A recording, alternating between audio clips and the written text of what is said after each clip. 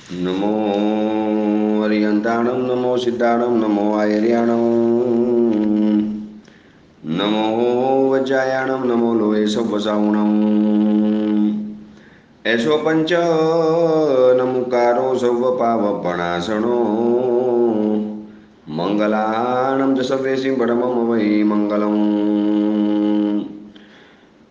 मंगलम भगवान वीरो मंगलम गौतम प्रभु मंगलम तुलभद्राद्या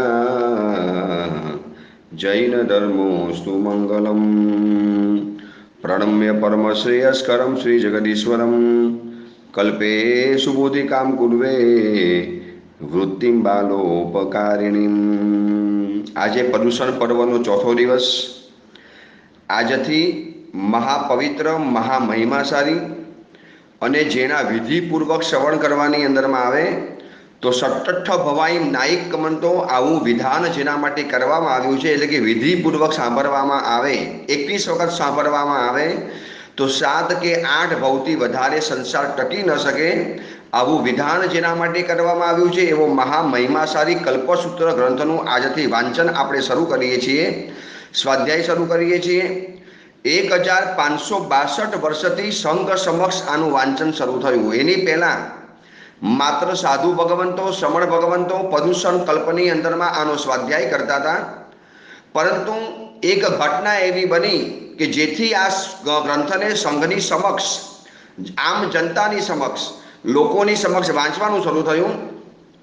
ત્યાં સુધીમાં રિવાજ એવો હતો કે માત્ર સાધુ ભગવંતો પ્રદૂષણ કલ્પની અંદરમાં ભેગા થઈ અને સાધુ ભગવંતો આનો સ્વાધ્યાય કરતા હતા, પરંતુ 1562 વર્ષ પહેલાં, એટલે કે 1562 યર્સ પહેલાં, એટલે કે ભગવાન મહાવીરના નિર્વાણને 953 એટલે કે 953 વર્ષ થયા। એ વખતે આનંદપુર નામના નગરની અંદરમાં ધ્રુવસેન રાજાનો એકનો એક દીકરો ગુજરી ગયો અને રાજા એટલો બધો શોકની અંદરમાં સંતપ્ત હતો, રાજા એટલો બધો દુઃખી હતો, રાજાને કોઈ જગ્યાએ ચેન ન પડે, ન રાજકાજની અંદરમાં ધ્યાન રાખે અને અંદરમાંથી મહાદુઃખી રડ્યા કરે। દીકરો અત્યંત પ્રિય હતો અને એકનો એક દીકરો નાનકડો રાજકુમાર જેની ઉપર બહુ મોટી આશાઓ રાખી હતી, આશાના મિનારા ચણેલા હતા અને ચેન ન પડે, રડ્યા કરે। અને રાજાનો મંત્રી જૈન હતો અને એને ખબર હતી કે આ કલ્પસૂત્રના વાંચનના શ્રવણથી બધાને મનની શાંતિ મળે છે, પરમ પ્રસન્નતા મળે છે, મંત્રાક્ષર ગર્ભિતા શ્લોકો રહેલા છે। એટલે મંત્રીએ વિનંતી કરી કે ગુરુદેવ, આ ગામનો રાજા મહાન રાજા છે, બહુ સમજદાર છે, પરંતુ પુત્રના શોકની અંદરમાં સંતપ્ત છે, તો આપ છે આ વખતે કલ્પસૂત્રનું વાંચન અગર એની સમક્ષ કરો ને રાજસભાની અંદરમાં આવીને, તો ગુરુદેવ રાજાને મનની શાંતિ મળશે અને ગુરુદેવો તો કલ્યાણવારી હોય, કરુણાના સાગર હોય। ગયા રાજાને છે ને કેટલાય લોકોએ સાંત્વના આપી, કેટલા લોકોએ સમજાવ્યા, ખુદ સમજદાર હતો, છતાં પણ જે મનની શાંતિ, સમાધિ, પ્રસન્નતા નથી મળતી એ કલ્પસૂત્રના વાંચનના શ્રવણ દ્વારા મળી। એટલો બધો એને મનની શાંતિ મળી, મનની પ્રસન્નતા મળી। આ કહું છું 1562 વર્ષ પહેલાનો ઇતિહાસ કહું છું કે કલ્પસૂત્ર ગ્રંથ આમ जनता सामने केवी रीते आयो, किस तरह लोगों के समक्ष इनका वांचन शुरू हुआ, वरना सिर्फ साधु भगवंत ही पढ़ते थे। साधु के अलावा आपको पता है इस ग्रंथ को अगर पढ़ना है, हम साधु भगवंतों को दीक्षा के बाद भी कल्पसूत्र का योग करना पड़ता है और कल्पसूत्र के योग करने के बाद 1 महीने का योग कई 3-4 हजार खमासन देने पड़ते हैं, कई सारे ढेर सारे कावसक करने पड़ते, क्रिया करनी पड़ती है, फिर बाद में हम साधुओं को भी इसका पढ़ने का अधिकार मिलता है। तो फिर आप सावकों तो कोई बात ही नहीं है। ठीक है, आप इसका गुजराती भाषांतर समझ सकते हो, मगर पूरा संस्कृत में, प्राकृत में जो असल ग्रंथ है अगर वह पढ़ना है तो आपको इतने योग करने पड़ते हैं। અને સાધુ સિવાય કોઈ વાંચન શરૂ હતું નહીં, પરંતુ 1562 વર્ષ પહેલા ભગવાન મહાવીરના નિર્વાણના 953 વર્ષે આ રાજાની ઘટના બની અને એ વખતે સકલ શ્રી સંઘે ગુરુ ભગવંતોને વિનંતી કરી કે એક રાજાની સમાધિ ખાતર, એક રાજાની મનની પ્રસન્નતા ખાતર અગર જો આપ કલ્પસૂત્રનું વાંચન રાજાની સમક્ષ કરતા હો તો અમને કેમ બાકાત રાખો છો ગુરુદેવ, અમને પણ આની અંદરમાં સ્થાન આપો।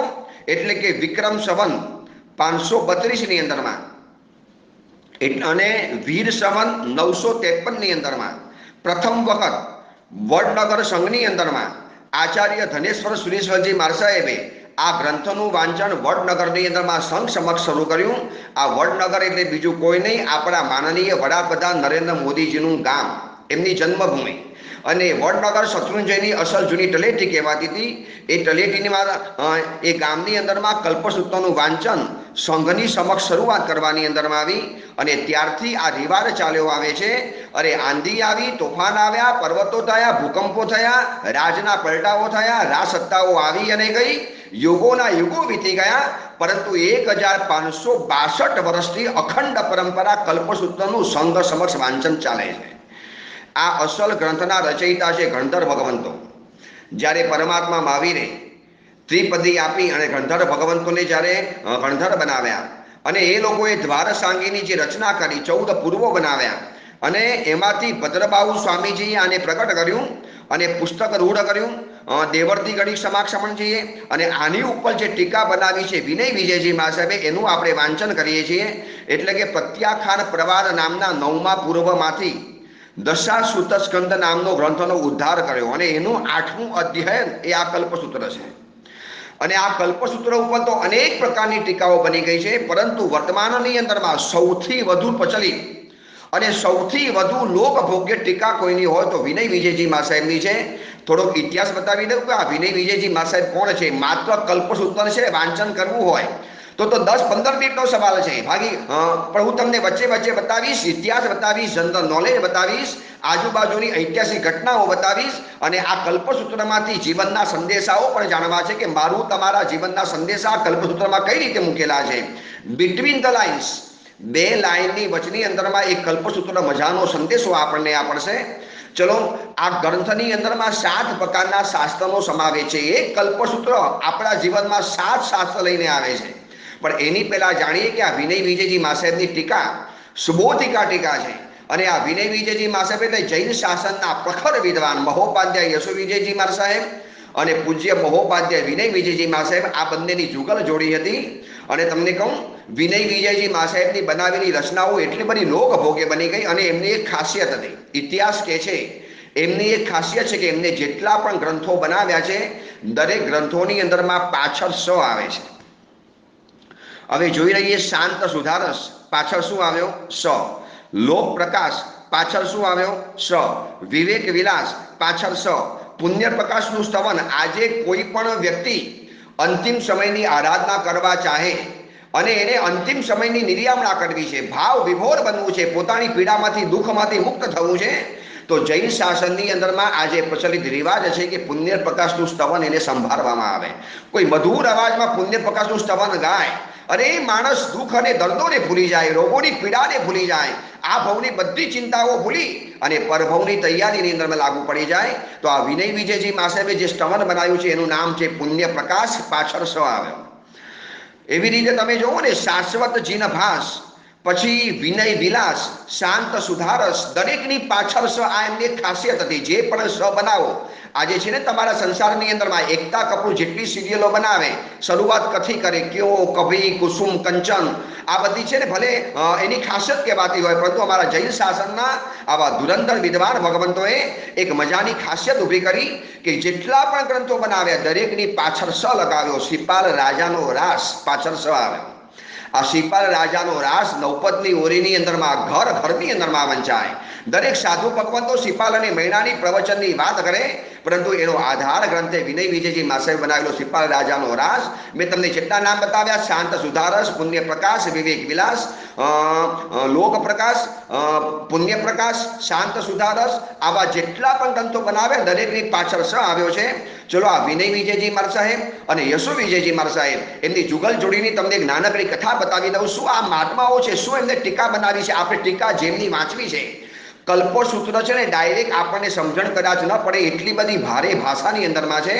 જૂની માગધ લિપિ એટલે જૂની પાલી ભાષા અને મગધ ભાષાની અંદરમાં છે, પાકુલ ભાષાની અંદરમાં છે, પરંતુ એના જે એમને ભાવ ખોલ્યા છે, એમના જે બિટવીન ધ લાઇન્સમાં જે સંદેશાઓ ખોલ્યા છે, આ વિનય વિજયજી માર સાહેબ, એકવાર એવું બન્યું કે પાટણની અંદરમાં વિનય વિજયજી માર સાહેબ અને યશુ વિજયજી માર સાહેબ બંને જણા બિરાજમાન હતા. અને ક્યાંકથી સમાચાર મળ્યા કે દ્વાદશાર નયચક્ર નામનો અતિ દુર્લભ ગ્રંથ જેને આપણે વર્ષોથી શોધીએ છીએ એની માત્ર એક જ પ્રતિ પાટણના કોઈ બ્રાહ્મણના ઘરની અંદરમાં છે. હવે આ ગ્રંથને લાવો કેવી રીતે, બ્રાહ્મણ પંડિતને સમજાવો કેવી રીતે, આટલી અતિ દુર્લભ કિંમતી પ્રત. અને એ છે ને એના માટે જૈન શાસનમાં એ વખતે સર્ચ અભિયાન ચાલુ હતું, લોકો શોધખોળ કરતા હતા. કોઈ પણ હિસાબે દ્વારસા નૈચક્ર નામનો ગ્રંથ જોઈએ, મલદબારી સુરીશ્વરજી માસે બનાવેલો હતો. અને બંને મહાનુભાવો, બંને મહાત્માઓ, અરે બોલવાની અંદરમાં તો ફૂલડા જરે. એ બંનેના જે વાતો, તમે એના કાવ્ય વાંચો, સવનો વાંચો, એમના રાસ વાંચો, એમ લાગે કે શું આ લોકો જૈન શાસનના દિગ્ગજ પંડિત રહેલા હતા. બંને જણા ગયા અને તપાસ કરી કે બ્રાહ્મણ અત્યારે કાશીની યાત્રા કરવા ગયો છે, અને ઘરની અંદરમાં બ્રાહ્મણ એટલે ગુરુપત્ની ઘરની અંદરમાં હતી.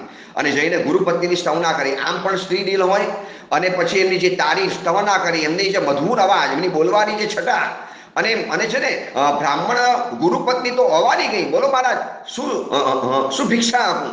માં ભિક્ષાની અંદરમાં બીજું કાંઈ ન જોઈએ, તમારા ઘરમાં છે ને કેટલા ગ્રંથો છે અમારે જોવા છે, જોઈ શકીએ છીએ. અરે પધારો મહાનુભાવો. યુવાન ઉંમરના બે યુવાન સાધુઓ, મહાપ્રખર વિદ્વાન, સરસ્વતી માતાના હજાર હજાર હાથના આશીર્વાદ જેમની ઉપર વરસતા હતા. શોધખોળ કરી લીધી.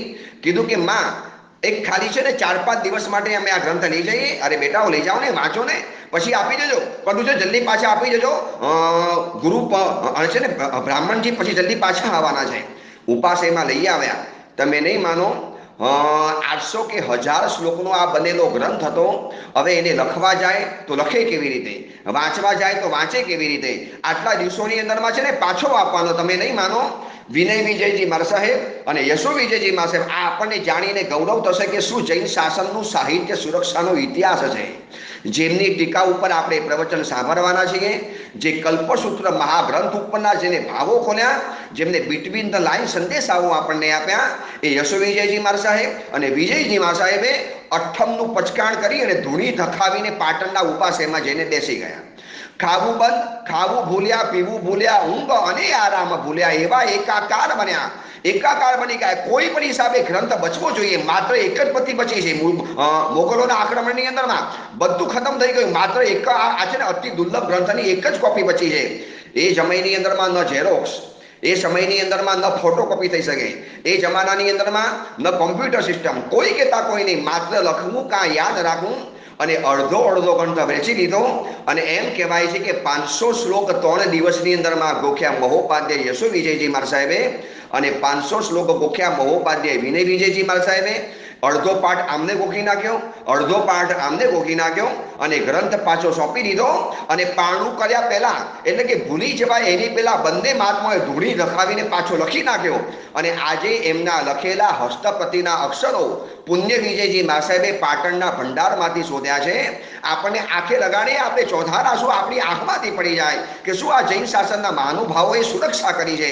અને આજે આપણે એરિયા વૈયા ગોખવામાં તકલીફો પડે, આપણે જીવિચાર ભણવામાં તકલીફ પડે, અત્યાચાર ગોખવાની અંદરમાં આપણને સમય નથી મળતો. અરે ગુરુવંદન નથી આવડતું, ચૈત્યવંદન નથી આવડતું. ઢાંકણીમાં પાણી લઈને આપણે ડૂબી મરવું જોઈએ કે આવા મહાનુભાવોના આપણે સંતાનો છીએ. આવા છે ને ઉત્તમ ગુરુ ભગવંતોનો આપણને વારસો મળ્યો છે. મને 2 પથી પણ ના આવડે, મને 5 પથી પણ ના આવડે. આવી વિનય વિજયજી મા સાહેબની શહાદતો અને આવા ઇતિહાસો જાણીને નક્કી કરો કે કોઈ પણ હિસાબે ગ્રંથોને જીવંત રાખવાની જવાબદારી મારી છે. ચલો, કલ્પસૂત્ર ગ્રંથોના વાંચન સાથે સાથે હું તમને થોડો ઘણો ઇતિહાસ પણ બતાવીશ, આજુબાજુની બધી જ વાતો કરીશ, અને કલ્પસૂત્રના પ્રવચનો પણ આપણે જાણવા છે. આ કલ્પસૂત્ર ઉપર તો આમ તો અનેક પ્રકારની ટીકા છે, પરંતુ વિનય વિજયજી માસે પોતે કહે છે, ભાઈ આમ તો સૂર્ય જેવી ઘણી ટીકાઓ છે, પરંતુ આ તો મેં એક નાનકડો દીવો પેટાવવાનો એક કોશિશ કરી છે. તો મહાનુભાવો, આ મારો દીવો છે ને, મોટા સૂર્ય તો નગરમાં અજવાળું આપે, પરંતુ આ મારો નાનો દીવો છે ને કોક નાનકડા ભોયડામાં અજવાળું આપે તો પણ હું મારું નસીબ માનીશ, કલ્યાણ માનીશ.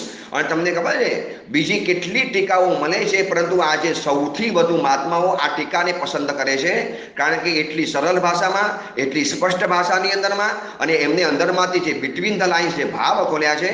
ચલો, કલ્પસૂત્રનું વાંચન કેમ શરૂઆત થઈ ગઈ એ આપણે જાણ્યું. આ ટીકા કોણે બનાવી? વિનય વિજયજી માર સાહેબે. ગ્રંથ અસલમાં બનાવ્યો છે ગણધર ભગવંતોએ, ભદ્રબાહુ સ્વામીજી એને પ્રગટ કર્યો. દેવળથી ઘણી ક્ષમાક્ષમણે ભગવાન મહાવીરના નિર્વાણના 980 વર્ષ પછી એને પુસ્તકારૂઢ કર્યો અને એની ઉપર ટીકા બનાવી છે વિનય વિજયજી મા સાહેબે. અને એના સહારે આપણે કલ્પસૂત્ર ગ્રંથના પ્રવચનો શરૂ કરવાના છે. તમને કહું, આ એક જ ગ્રંથની અંદરમાં 7 પ્રકારના ગ્રંથો અંદરમાં છુપાયા છે. આ કલ્પસૂત્ર ખાલી ધર્મ ગ્રંથ નથી. માત્ર એમ નહીં માની લેતા કે બસ માત્ર મારે જાણી લેવાનો, સાંભળી લેવાનો નહીં. હું તમને કહું, સત્તઠ ભવાઈ નાઈક મંતો આવા શબ્દો જેના માટે મૂક્યા હશે. શું આ ગ્રંથોનો પ્રભાવ રહેલો હશે? એક રાજકુમાર ગુજરી ગયો હતો અને જેને મનની સમાધિ, શાંતિ અને પ્રસન્નતા, ખુશી ક્યાંકથી નથી મળતી અને પર્યુષણ પર્વના શબ્દો સાંભળ્યા અને મન સદા બહાર બની ગયું, મન બાગ બાગ હો ગયા અને દિલ પ્રસન્ન બની ગયું. એ આ કલ્પસૂત્રનો પ્રભાવ રહેલો છે. જ્યારે પણ આ પ્રવચનો સાંભળો તો પ્રવચનો સાંભળનારા દરેક મારા મહાનુભાવોને, દરેક શ્રોતાજનોને કહેવું છે કે બહુ વિનયથી, વિવેકથી, રિસ્પેક્ટથી અને માનો એકી સાથે તમારે આ પ્રવચન બેસીને સાંભળવાનું છે એક જગ્યાએ. તો જો બની શકે તો એક દીપક અને એક ધૂપ એ તમારા ઘરમાં તમે પેટાવી શકો છો, જેથી આ કલ્પસૂત્ર ગ્રંથના શબ્દો નું ગૌરવ થાય, એનું બહુમાન થાય. ચલો, કલ્પસૂત્ર ગ્રંથ એની અંદરમાં ભક્તિ શાસ્ત્ર પણ છુપાયેલું. જો તમને આગળ છે ને પરમ દિવસના પ્રવચનની અંદરમાં આવશે, જ્યારે ભગવાનનો જન્મ થઈ જશે અને દેવી દેવતાઓ જ્યારે ભગવાનનો જન્મ મહોત્સવ કરવા ધરતી ઉપર ઉતરી પડશે, 56 દિક્કુમારિકાઓ આવશે, 64 ઇન્દ્રો આવશે, કરોડો દેવી દેવતાઓ મેરુ પર્વત ઉપર જશે અને ભગવાનની મન મૂકીને જે ભક્તિ કરશે. તમને કહું, આ લોકોનું છે ને જાણીને આપણે લાગે કે શું આપણે ભક્તિ કરતા હતા. 3 જગતની સામે પુત્ર તુમારો, સ્વામી અમારો, અમ સેવક આધારો. અને દેવલોકની અંદરમાં 32 લાખ વિમાનોનો માલિક સૌધર્મ ઇન્દ્ર પોતે એમ કે છે કે હે માતા, હે તિસલા માતા, તમારો છે ને નાનકડો કુંવર એ અમારો સ્વામી છે, તમારો તો પુત્ર છે, પુત્ર તમારો, સ્વામી અમારો, અમ સેવક આધારો, અમે એના સેવક છીએ. 32 લાખ વિમાનનો માલિક એવો સૌધર્મ ઇન્દ્ર પણ જો ભગવાનને પોતાનો સેવક ગણાવતો હોય તો પછી આપણે દેરાસરની અંદરમાં આવી, આપણે આપી જ્યારે ટ્રસ્ટી નહીં ગણાવવાની, આગેવાન નહીં ગણાવવાની, કોઈ શેઠ નહીં બતાવવાની. હું સીએ છું, હું છે ને વકીલ છું, હું પત્રકાર છું, હું ફલાણો ડિગ્રી વાળો છું. દેરાસરમાં આવ્યા એટલે માત્ર નમ્ર બનીને જવાનું. હું છે ને ઘણીવાર લોકોને કહું છું કે દેરાસરમાં છે ને દેરાસરની બહાર જેમ પગરખા ઉતારીને આવો છો એમ દેરાસરમાં જાઓ ત્યારે સાથે સાથે અભરખા પણ ઉતારીને જાઓ. પગરખા ઉતારવાની આપણને ખબર છે, પરંતુ અભરખા ઉતારવાની આપણને ખબર છે? આ ભક્તિશાસ્ત્ર આપણને શીખવાડશે કે કેવા પ્રકારના અભરખાઓ ઉતારવા જોઈએ. હું તમને ત્યારે બતાવીશ કે આ છે ને ભક્તિશાસ્ત્ર પણ છે, આ કલ્પસૂત્ર એક નીતિશાસ્ત્ર પણ છે. તમને ખબર છે જીવન જીવવાની કેટલીક નીતિઓ આ કલ્પસૂત્ર આપણને શીખવાડશે.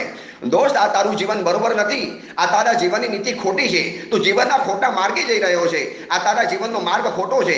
આવી છે ને કેટલીક નીતિઓ આપણને કલ્પસૂત્ર શીખવાડશે. હું તમને વચ્ચે વચ્ચે બતાવીશ. ખાલી આજે તમને બતાવું છું કે આ કલ્પસૂત્રમાં કેટલી 7 શાસ્ત્રોનો સંગમ એટલે એક માત્ર કલ્પસૂત્ર મહાગ્રંથ. કલ્પસૂત્ર એટલે ભક્તિશાસ્ત્ર છે, કલ્પસૂત્ર એટલે નીતિશાસ્ત્ર છે. નંબર 3, કલ્પસૂત્ર એટલે પ્રીતિશાસ્ત્ર છે. તમે અહીંયા જોજો, પરમાત્માના માતા પિતા સિદ્ધાર્થ મહારાજા અને તિસલા રાણી એ બંનેનો પરસ્પર પ્રેમ કેવો છે.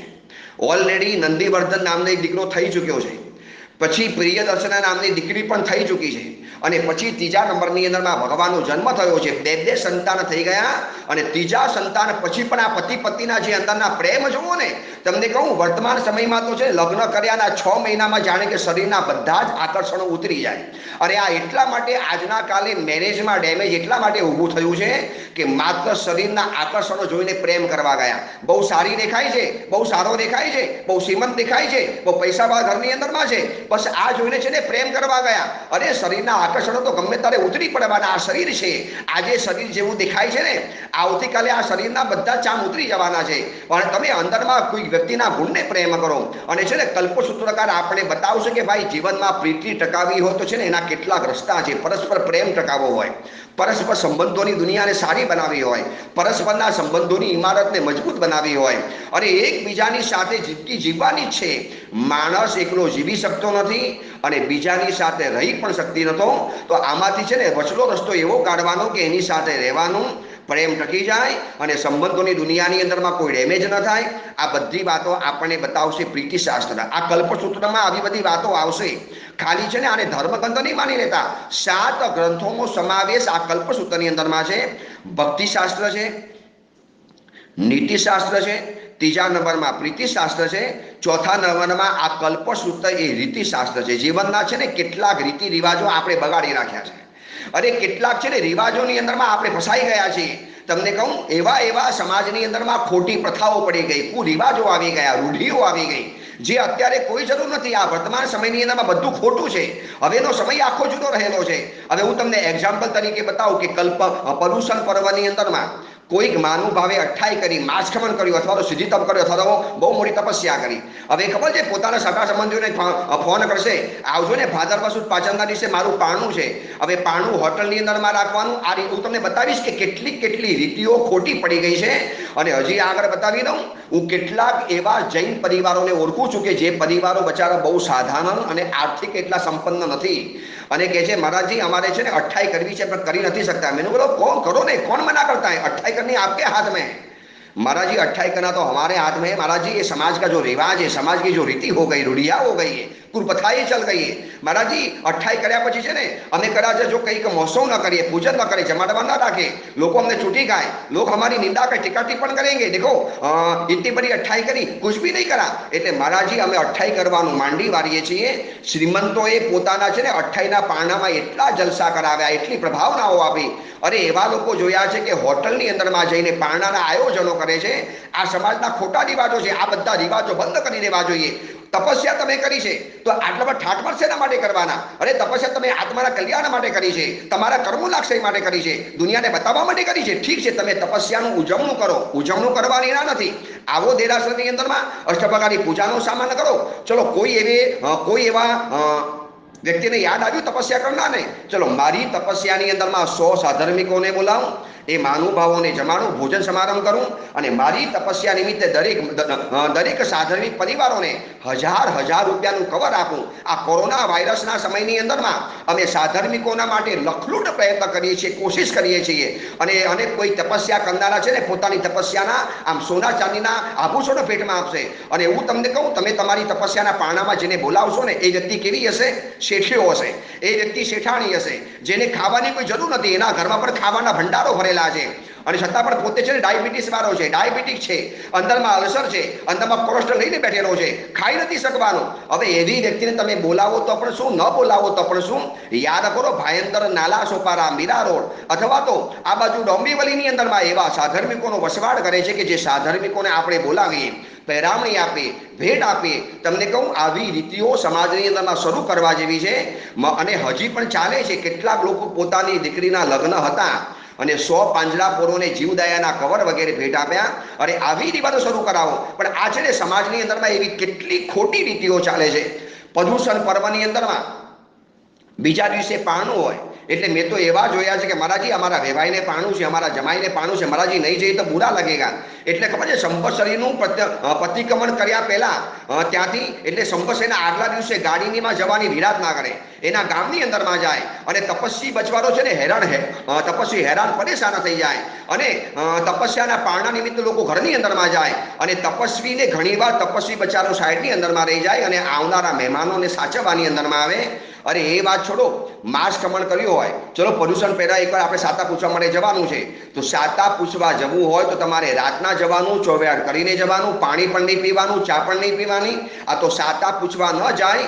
ઘણા લોકો ખબર કાઢવા નથી આવતા, ઘણા લોકો ખબર લેવા માટે આવી જાય છે, અને દિવસે ટપકી પડે. હવે તપસ્વીની બચારાની મમ્મી હોય, એની સેવા કરે, તપસ્વીની સેવા કરે કે તમારી સેવા કરે? હવે મહેમાન આવે એટલે ચા પાણી પૂછવાના, નાસ્તા પૂછવાના.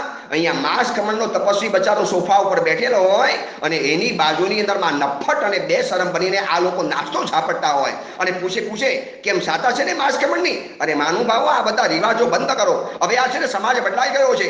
હવે છે ને કલ્પસૂત્રકાર પોતે કહે છે કે હવે હું તમને કેટલાક છે ને જીવનની રીતિઓ શીખવાડીશ. આ બધી કુરપ્રથાઓ છોડો.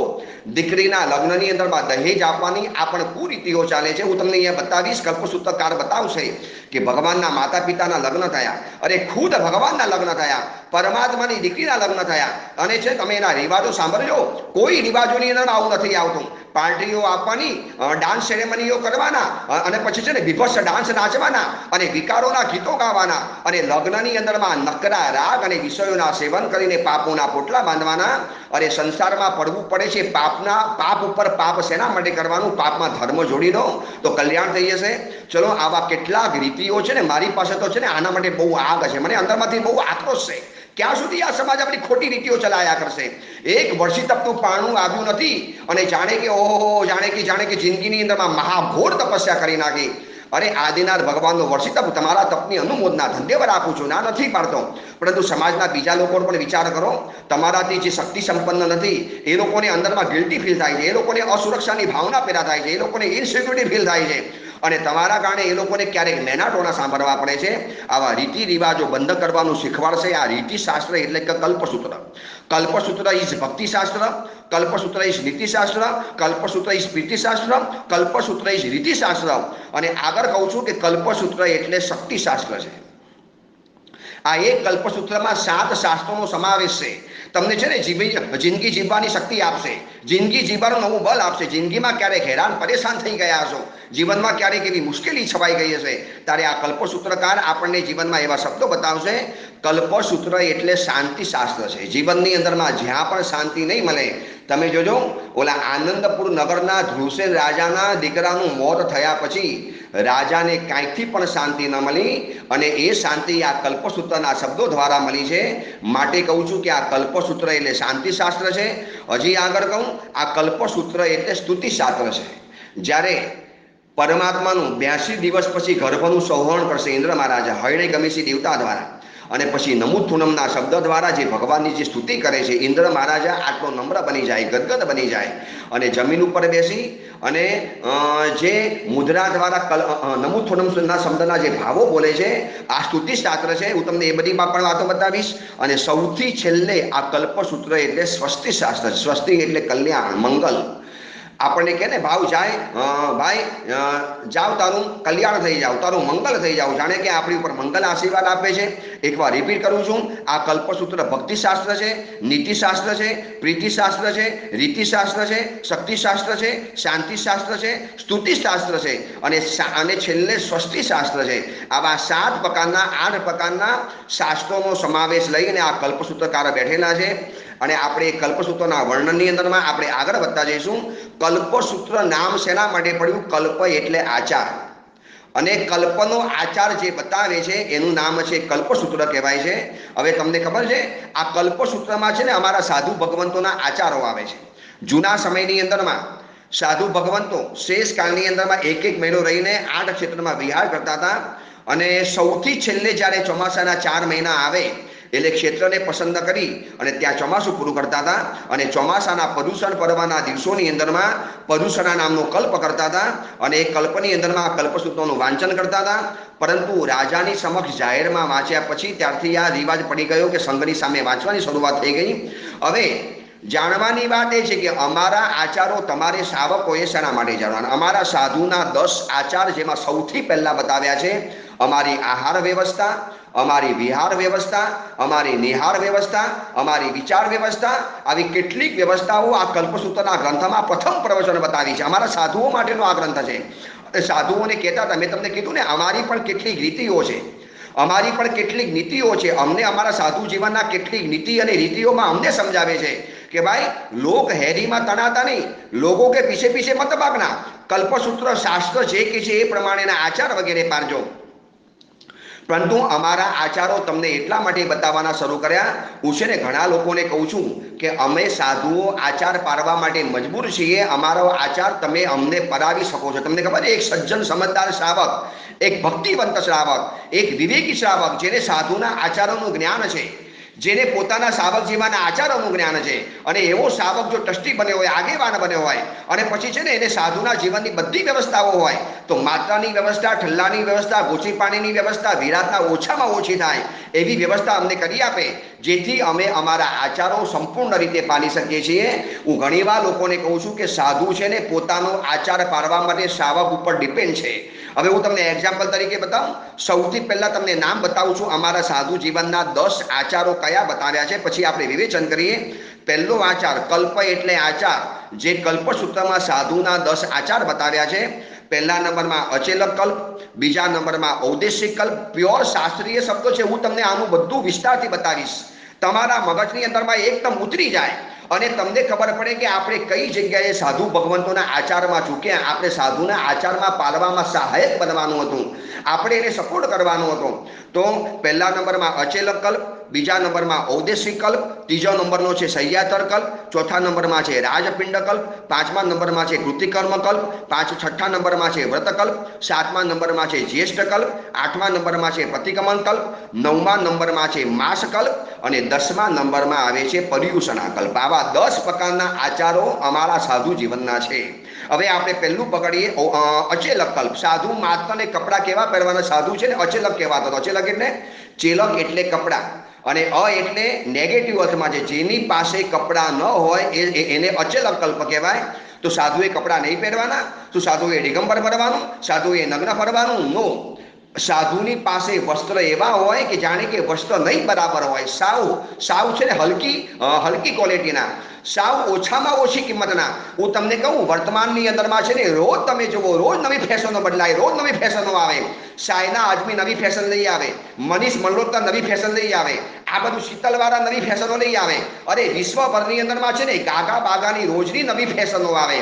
પરંતુ અમારા જૈન શાસનની અંદરમાં 2500 વર્ષ પહેલા ભગવાન મહાવીરે અને ગૌતમ સ્વામીએ જે અમારી ડિઝાઇન બનાવી છે, આ જ ડિઝાઇન પરફેક્ટ ચાલી આવે છે, એમાં કોઈ ફેરફાર નથી. અચેલક કલ્પની અંદરમાં હું તમને બતાવીશ કે અમારા સાધુ ભગવંતોના છે ને, સાધુ ભગવંતોના વસ્ત્રોની 15 વિશેષતાઓ છે. તમારું છે ને માથું ચૂકી જશે. શું અચેલક કલ્પ ભગવાન મહાવીરે બતાવ્યો છે? પણ તમને ખબર છે, અમારા વસ્ત્રો જાતે બજારમાં ખરીદી શકતા નથી. અમારા વસ્ત્રો માટે અમારે તમારી પાસે હાથ લંબાવવો પડે. તો જૂના કાળની અંદરમાં એવો રિવાજ હતો કે સાધુ ભગવાન ઘરમાં વરવા માટે આવે તો શ્રાવક પોતાના ઘરની અંદરમાં એવા પ્રકારના વસ્ત્રો રાખતા હતા કે જે પોતે પણ વાપરતા હતા. તો સાધુ ભગવાનને ખપે તે પૂછતા હતા, ગુરુદેવ ગોચી પાણી સાથે આપણે કોઈ વસ્ત્રનો ખપ છે, બીજો કોઈ ખપ છે? આજે પણ એવી સમજદાર શ્રાવિકાઓ છે ને, ગોચરી માટે જઈએ એટલે ખાલી ગોચીની વિનંતી નહીં કરવાની. ગુને કોઈ દવાનો ખપ છે, ગુને કોઈ પાતા વગેરેનો ખપ છે, ગુને કોઈ વસ્ત્રનો ખપ છે. ગોચરી પાણી માટે જઈએ એટલે માત્ર દૂધ, રાબડી, રોટલી, દાળ, ભાત, શાક, મીઠાઈ, ફરસાણની વિનંતી કરે છે. પરંતુ આજે એ આચાર ભૂલી ગયા કે સાથે સાથે આની પણ વિનંતી કરવાની. ભલે લાભ મળે કે ના મળે, પણ ગુને કોઈ દવાનો ખલ્પ છે? હા, કદાચ એવું બની શકે કોઈ માત્ર બીમાર પડી ગયા, શાવક દવા લાવનારો ન હોય, દવા બહુ મોંઘી હોય અને તમે પૂછ્યું હોય ને એ સમયમાં તમને દવાનો છે ને, જિંદગીમાં ભલે આનો લાભ એક વખત મળે, પણ જ્યારે મળે ને ત્યારે એવો તમને ભાવ વિભોર બનાવી રહેશે. અચેલક કલ્પની હું તમને શું વાત કરું? અમારા સાધુ જીવનના જે કપડાં છે ને, આની છે ને ભલે કદાચ કિંમત ઓછી છે, આની પ્રાઇસ ઓછી છે, પરંતુ આની વેલ્યુ અદ્ભુત રહેલી છે. હું તમને આ કપડાની શું વાત કરું? હજારોની ભીડમાં અમે ઉભેલા હોઈએ અને કોઈ અમને આ કપડાં પહેરેલા જોવે ને, ભલે એને હું ખબર નથી કે હું પદ્મપોતી છું અથવા તો બીજા કોઈ સાધુ ભગવાન છે, કયો સમુદાય, કયા સાધુ, કેટલો દીક્ષાનો પર્યાય, કેટલો અભ્યાસ થયો, આ સાધુ છે કે નથી કોઈ ખબર નથી. માત્ર વસ્ત્રને જોયા નથી અને નતમસ્તક બન્યા નથી. આ કપડાને ચક્રવર્તીઓએ માન આપ્યા, આ વસ્ત્રને મોટા મોટા વાસુદેવો અને બલદેવોએ માન આપ્યા, આ વસ્ત્રોને દિગ્ગજ રાજાઓએ માન આપ્યા, આ વસ્ત્રને ઇન્દ્ર મહારાજા પણ દેવા વિતમ નમંસંતિ જસ્સ ધમને સયામણો, આ વસ્ત્રને દેવો પણ નમસ્કાર કરે છે. તમને કહું, અચેલક કલ્પની અંદરમાં છે ને, હું તમને 15 વિશેષતાઓ બતાવીશ. અમારા સાધુઓના ભગવાનના કપડાએ શું ડિઝાઇન બનાવી તમને ખબર છે? એવો રિવાજ છે કે ભગવાન મહાવીરના સાધુઓ અને ભગવાન ઋષભદેવના સાધુ ભગવંતોએ સફેદ ધવલ વસ્ત્ર પહેરવાના અને 23 પરમાત્માના સાધુઓ રંગીન વસ્ત્ર પહેરી શકતા હતા, કારણ કે એ સાધુઓના નેચર જુદા હતા, એ કાળના જીવોના સ્વભાવ જુદા હતા. વક્ર અને જળ એ છે ને ભગવાન મહાવીરના સમયના શાસનના જીવોની ખાસિયત છે. ઋજુ અને જળ એ ઋષભદેવ ભગવાનના શાસનના જીવોની ખાસિયત છે. અને રુજુ અને પ્રાજ્ઞ એ 23 ભગવાનના શાસનના જીવોની ખાસિયત છે. તમને ખબર છે, જો આજના સમયની અંદર ભગવાને મને એમ છૂટ આપી હોત તમને સાધુઓને કે તમારે રંગીન કપડાં પહેરાય, ભાઈ ખબર છે, પછી આ છે ને પદ્મપોતી નામનો સાધુ પછી એ છે ને શિબિરની અંદરમાં જાય, પછી એમ કહી દે, અરે આજે મારી બહુ મોટી શિબિર છે, આજે તો હજારો લોકો પ્રવચનની અંદરમાં આવવાના છે, આજે તો મોટા મોટા મહાનુભાવો આવવાના છે. પછી છે ને હું શિબિરના પ્રવચનની ચિંતા ઓછી કરું અને આવતીકાલે મારે શિબિરમાં કયો ડ્રેસ પહેરવાનો છે એની ચિંતા કરું. આ તો ભગવાને અમને છે ને વસ્ત્ર એવા બતાવ્યા, ન અંદરમાં છે ને કોઈ ઝંઝટ છે, ન અંદરમાં કોઈ ડિઝાઇનની મારામારી છે. ટાંકામાંથી ફાડ્યો અને સીધો પહેરી લીધો. તમને ખબર છે આ કપડાં અમારા એટલા બધા ફ્લેક્સિબલ છે કે નાનકડા સાધુને પણ આવી જાય અને વયોવૃદ્ધ સાધુને પણ આવી જાય. ચલો હું તમને બતાવું અમારા અચેલક કલ્પની અંદરમાં શું ભગવાન મહાવીરે જે આ ડિઝાઇન બનાવી છે ને, હું તમને કહું આજનો કોઈ પણ ફેશન ડિઝાઇનર અરે દુનિયાનો છે ને કદાચ ઓલિમ્પિક ચેમ્પિયન જેને ગોલ્ડ મેડાલિસ્ટ કદાચ ફેશન ડિઝાઇનર આ ડિઝાઇન ન બનાવી શકે એવી અદ્ભુત ડિઝાઇન બનાવી છે. હું તમને વચમાં એક જનરલ નોલેજ બતાવી દઉં કે દરેક સાધુ ભગવંતોને અથવા તમે પૂજા કરવા માટે આવો અથવા તો સામાયિક કરવા માટે આવો અને અમે સાધુ જીવનની અંદરમાં છીએ, અમે અમારો જે કપડો પહેરીએ પાગણ નહીં ઓળીએ. આ શબ્દોના નામ તમારે જાણી લેવાના, આના ઇંગ્લિશ ન થાય. અમારી પાઘરણી અને અમારો કપડો જે અમે પહેરીએ છીએ ને એમાં જમણો ખભો ખુલ્લો રાખવાનો હોય છે. જમણો ખભો ખુલ્લો કેમ રાખવાનો? તો કે યોગની ભાષાની અંદરમાં લખ્યું છે કે આ વસ્ત્રનો એક છેડો છે ને બગલના ભાગની અંદરમાં રહે અને બગલનો ભાગ દબાય એટલે જમણો ખભો ખુલ્લો એટલા માટે રાખવાનો કે સૂર્ય નાડી ચાલુ રહે અને સૂર્ય નાડી ચાલુ હોય તો પરાક્રમ કરવાનું મન વધારે થાય. એટલા માટે ધર્મના ક્ષેત્રમાં જ્યારે પણ વસ્ત્ર પરિધાન કરવાની વાત આવી ત્યારે જમણો ખભો ખુલ્લો રાખવાની વાત આવી. ચલો અચેલક કલ્પમાં બતાવું કે અમારા કપડાની શું વિશેષતા છે. અમારા કપડામાં નથી કલર અને નથી કોલર. તમને ખબર છે અમારા કપડામાં કોઈ કલર નથી. આ સફેદ કપડાં પહેરવાના. દુનિયામાં ભલે ને જેટલી ડિઝાઇનના કપડાં આવે કે આવે ના આવે, અમારે માત્ર સફેદ કપડાં.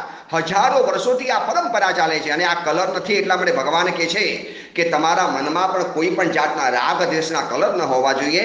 અને તમને ખબર છે કોલર નથી, કોલર એ અભિમાનનું પ્રતીક છે. ઘણા છે ને આ કોલર ટાઈટ કરે, દેખા અમારી તાકાત, દેખી અમારી હોશિયારી, દેખા અમારે 2-2 કલાકના પ્રવચનો આપીએ, સભાને ઝુમાવી નાખીએ, આમ લોકો તારીફ કરવા માટે આવે. ભગવાન કહે છે નો અભિમાન, નો ઘમંડ.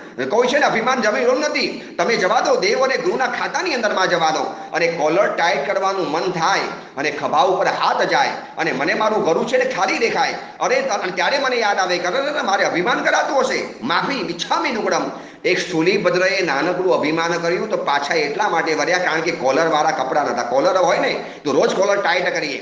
અમે આટલા પ્રવચનો આપીએ છીએ, અમે આટલું ભણેલા છીએ, અમારે આટલા ભગત છે, અમે આ તીર્થો બનાવ્યા, અમે આટલા સંઘો કાઢ્યા. ભગવાન કે આવો કોઈ કોલર ટાઈટ કરવાની જરૂર નથી કારણ કે તમારા કપડામાં મેં કોલર રાખ્યા જ નથી. આ તમને બતાવું છું શું જૈન સાધુના વસ્ત્રોની વિશેષતા છે.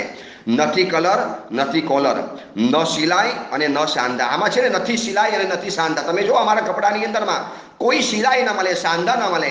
અને ભગવાન કહે છે કે તમારા કપડાં મેં સાંધા વગરના એટલા માટે રાખ્યા છે કારણ કે તમારે કોઈ જગ્યાએ વાંધા બચકા ઊભા નથી કરાવવાના.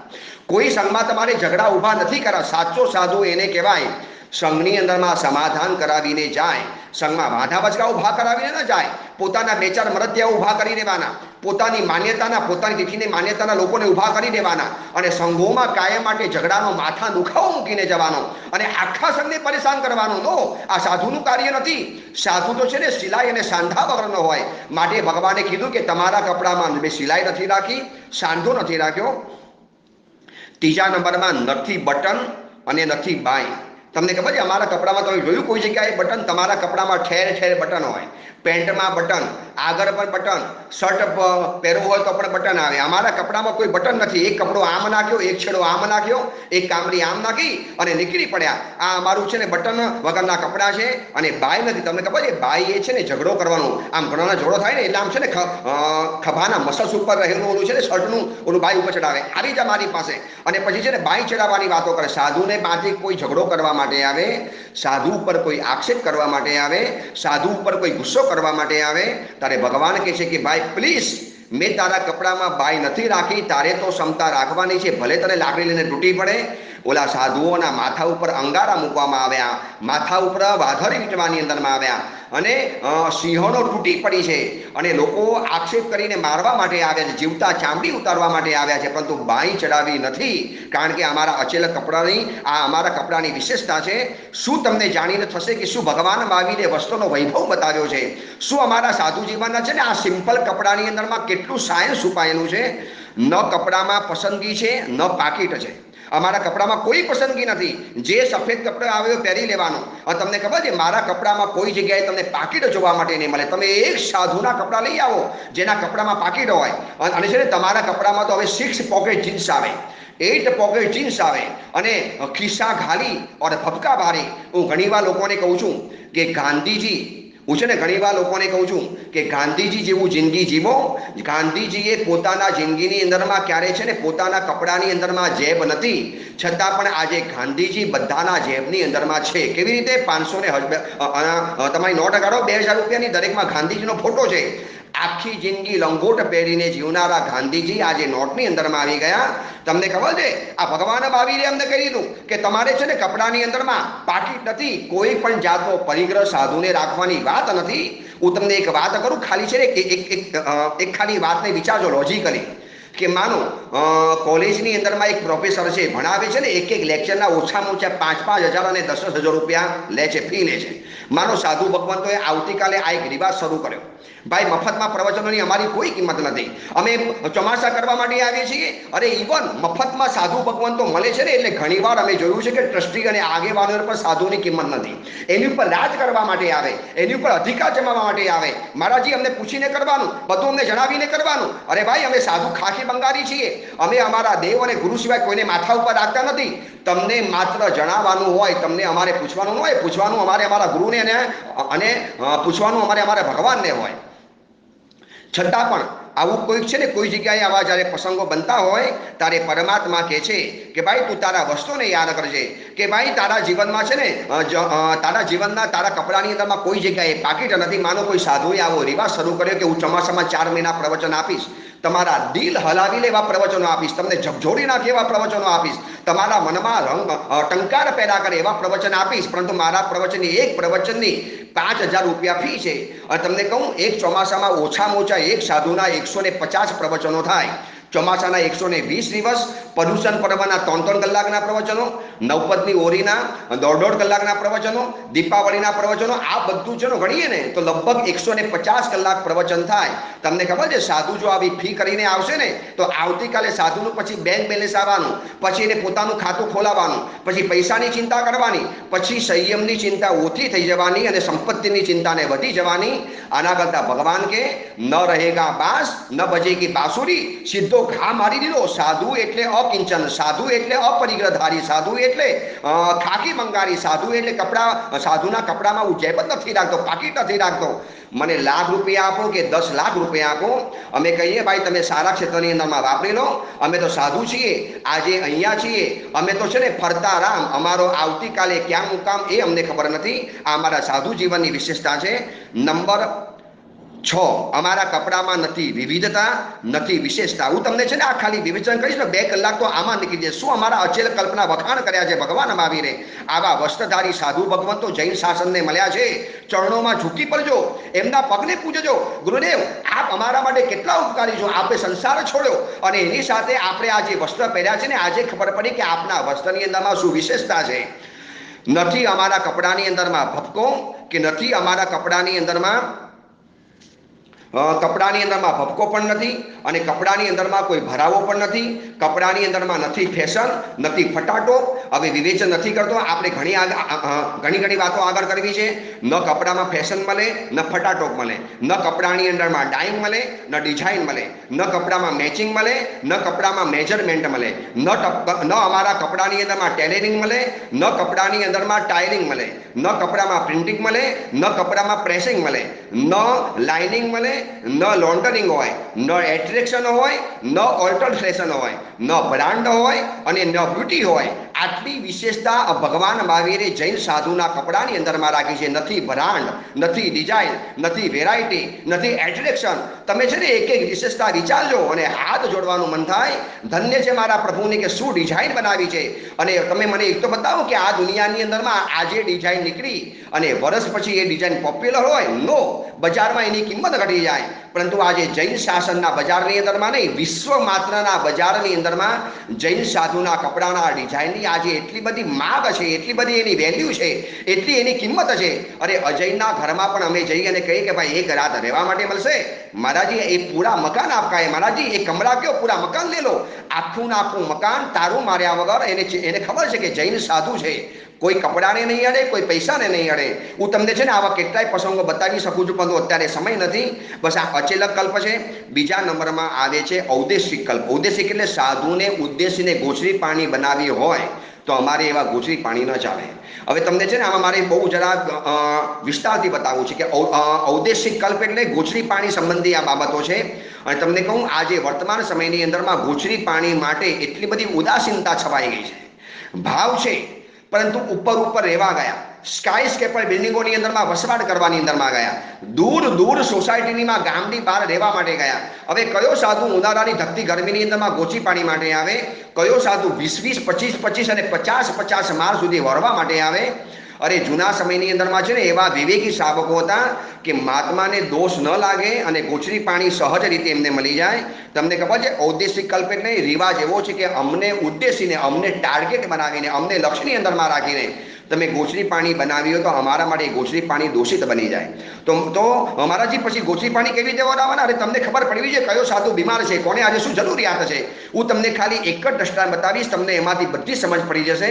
બહુ વર્ષો પહેલાની વાત છે. રાધનપુરની અંદરમાં મારા ગુરુદેવ પૂજ્યપાદ ભુવન ભાનુ શ્રીજી મહારાજ સાહેબ અને એમના ગુરુદેવ પૂજ્યપાદ પ્રેમ શ્રીજી મહારાજનું ચાતુર્માસ રાધનપુરમાં હતું. અને એમ કહેવાતું હતું કે 60 ઠાણા સાથે રાધનપુરમાં ચામાસુ બિરાજમાન હતા. 60 ઠાણા. અને એ વખતે રાધનપુરની અંદરમાં એક કમરસિંહભાઈ નામના શાવક હતા. કમરસિંહભાઈ, શું આ શાવકના હું તમને વર્ણન કરું ને, મારા ગુરુદેવ ભુવન ભાનુશ્રીમાં જે આ દ્રષ્ટાંત જ્યારે એમને વાસનાની અંદરમાં બતાવ્યું, દિલની આરસની છે તકતી ઉપર કોતરાઈ ગયું કે આવા શાવકો જો આજે ગામ ગામ બની જાય, આવા આગેવાનો છે દરેક સંઘોના બની જાય. અરે સાધુને છે ને વિરાટતા થવાનો કોઈ પ્રશ્ન નથી, સાધુને અનાચાર સેવાનો કોઈ વાત જ નથી આવતી.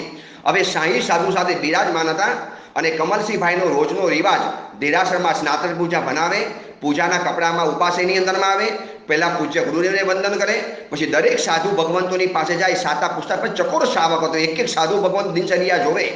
એને છે રોજ જોવે કે હું જ્યારે સવારના પોરમાં આવું છું, દરેક સાધુ પોતાનો સ્વાધ્યાય કરતા હોય, કોઈ લેખન કરતા હોય, કોઈ પલ્લણ કરતા હોય, કોઈ પાઠ લેતા હોય, કોઈ પાઠ આપતા હોય, કોઈ ગાથા ગોખતા, દરેક પોતાના કામની અંદરમાં છે. અને રોજના રૂટીન મુજબ એક દિવસ આવ્યા ઉપાસે વંદન કરવા માટે, તો એક સાધુને સંથારો કરીને સૂતેલા જોયા. આ જોજો, દરેક સાધુની પાસે જવાનો પણ રિવાજ છે. દરેક સાધુની છે ને ધ્યાન રાખવાનું શાવકનો રિવાજ છે. હું તમને આગળ બતાવીશ કે છે ને 3 પ્રકારના શાવકો અમને ક્યારેક જોવા માટે મળે છે. એની પહેલા બતાવી દઉં છું, ઔદેશિક કલ્પ બતાવી દઉં છું.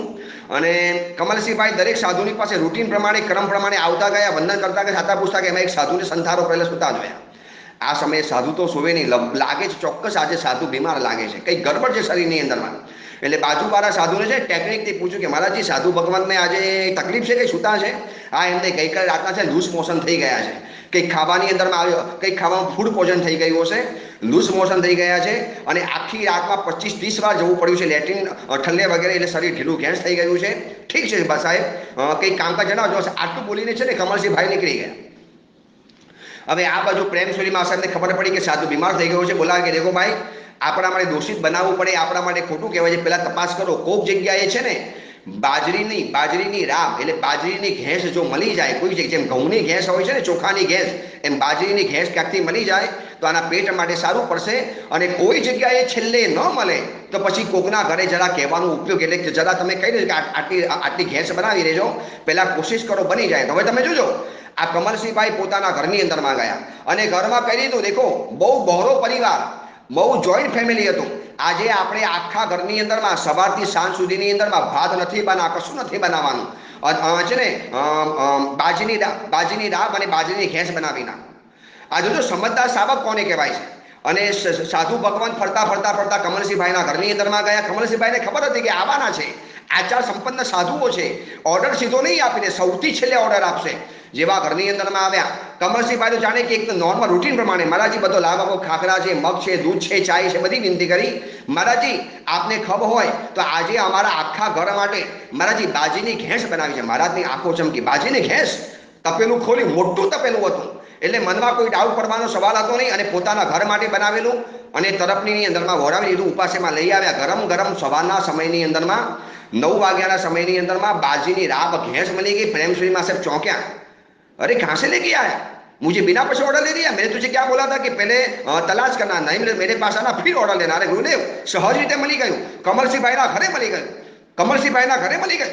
કમલસિંહભાઈ બપોરે વંદન કરવા માટે આવ્યા. કમલસિંહભાઈ સાચું કહેજો, સવારે વંદન કરવા આવ્યા હતા ને ત્યાં તમને ખ્યાલ આવી ગયો કે સાધુ ભગવાનને આજે લૂસ મોશન છે, તમે આખા ઘર માટે આ રાબ બનાવી, અમારા માટે નિર્દોષ મળી ગઈ, અમારે દોષિત ગોચી પાણી ખાવા ન પડ્યા અને પ્રેમ શ્રીમાનની આંખમાંથી આંસુ પડી ગયા. કમલસિંહભાઈ તમારા જેવા એક એક સજ્જન શાવકો જો આ હિન્દુસ્તાન ભરના ગામડે ગામડે અને ગામે ગામે નગર નગરમાં બની જાય તો કોઈ સાધુને આવા દોષિત પાણી ગુજરી ખાવાના ક્યારે વિચાર સુદ્ધા ના આવે.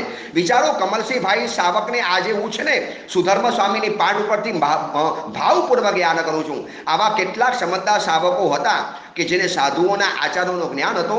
હું તમને પણ કહું છું કે જ્યારે ચોમાસામાં તમારા ગામમાં મહાત્માઓ પધારે, શેષ ગામમાં મહાત્માઓ પધારે, વયોવૃદ્ધ સાધુ ભગવંતો હોય, નાનકડા બાલમુનિ સાધુ ભગવંતો હોય અને કોઈ સાધુ ભગવાન બીમાર પડ્યા હોય તો તમારે પૂછવા નહીં જવાનું, ઘરમાં છે તમારે તમારી તૈયારી કરી દેવાની, તમારા ઘર માટે બનાવવાની, અમારા માટે નહીં. અને કદાચ મહાત્મા આવે ને સહજ લાભ મળી જાય તો તમારું કલ્યાણ પણ થઈ શકે છે. અને ન બનાવો તો પણ તમે છે ને મનમાં ખાલી ભાવના ઊભી કરી તો પુણ્ય તો પેરા થઈ જવાનું છે. ચલો, અચેલક કલ્પ છે. બીજા નંબરમાં ઔદેશિક કલ્પ, ત્રીજા નંબરમાં આવે છે સહ્યાતર કલ્પ. જેના ઘરમાં અમે રાત રહ્યા હોઈએ એના ઘરના ગોચરી પાણી બીજા દિવસે ન ચાલે, આ અમારો સહ્યાતર કલ્પ. આજે ઘણીવાર છે ને જૂના ઉપાશ્રયોની અંદરમાં સહ્યાતરના ઘર બોલાતા હોય છે.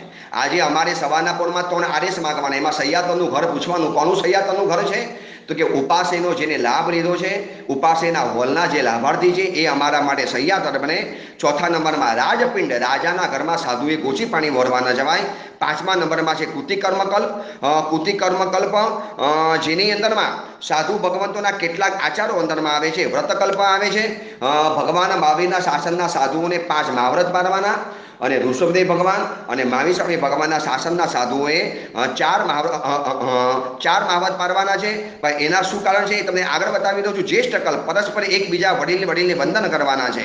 પ્રતિક્રમણ કલ્પ, 23 ભગવાનના શાસનના સાધુઓને દોષ લાગે ત્યારે પ્રતિક્રમણ કરવાનું.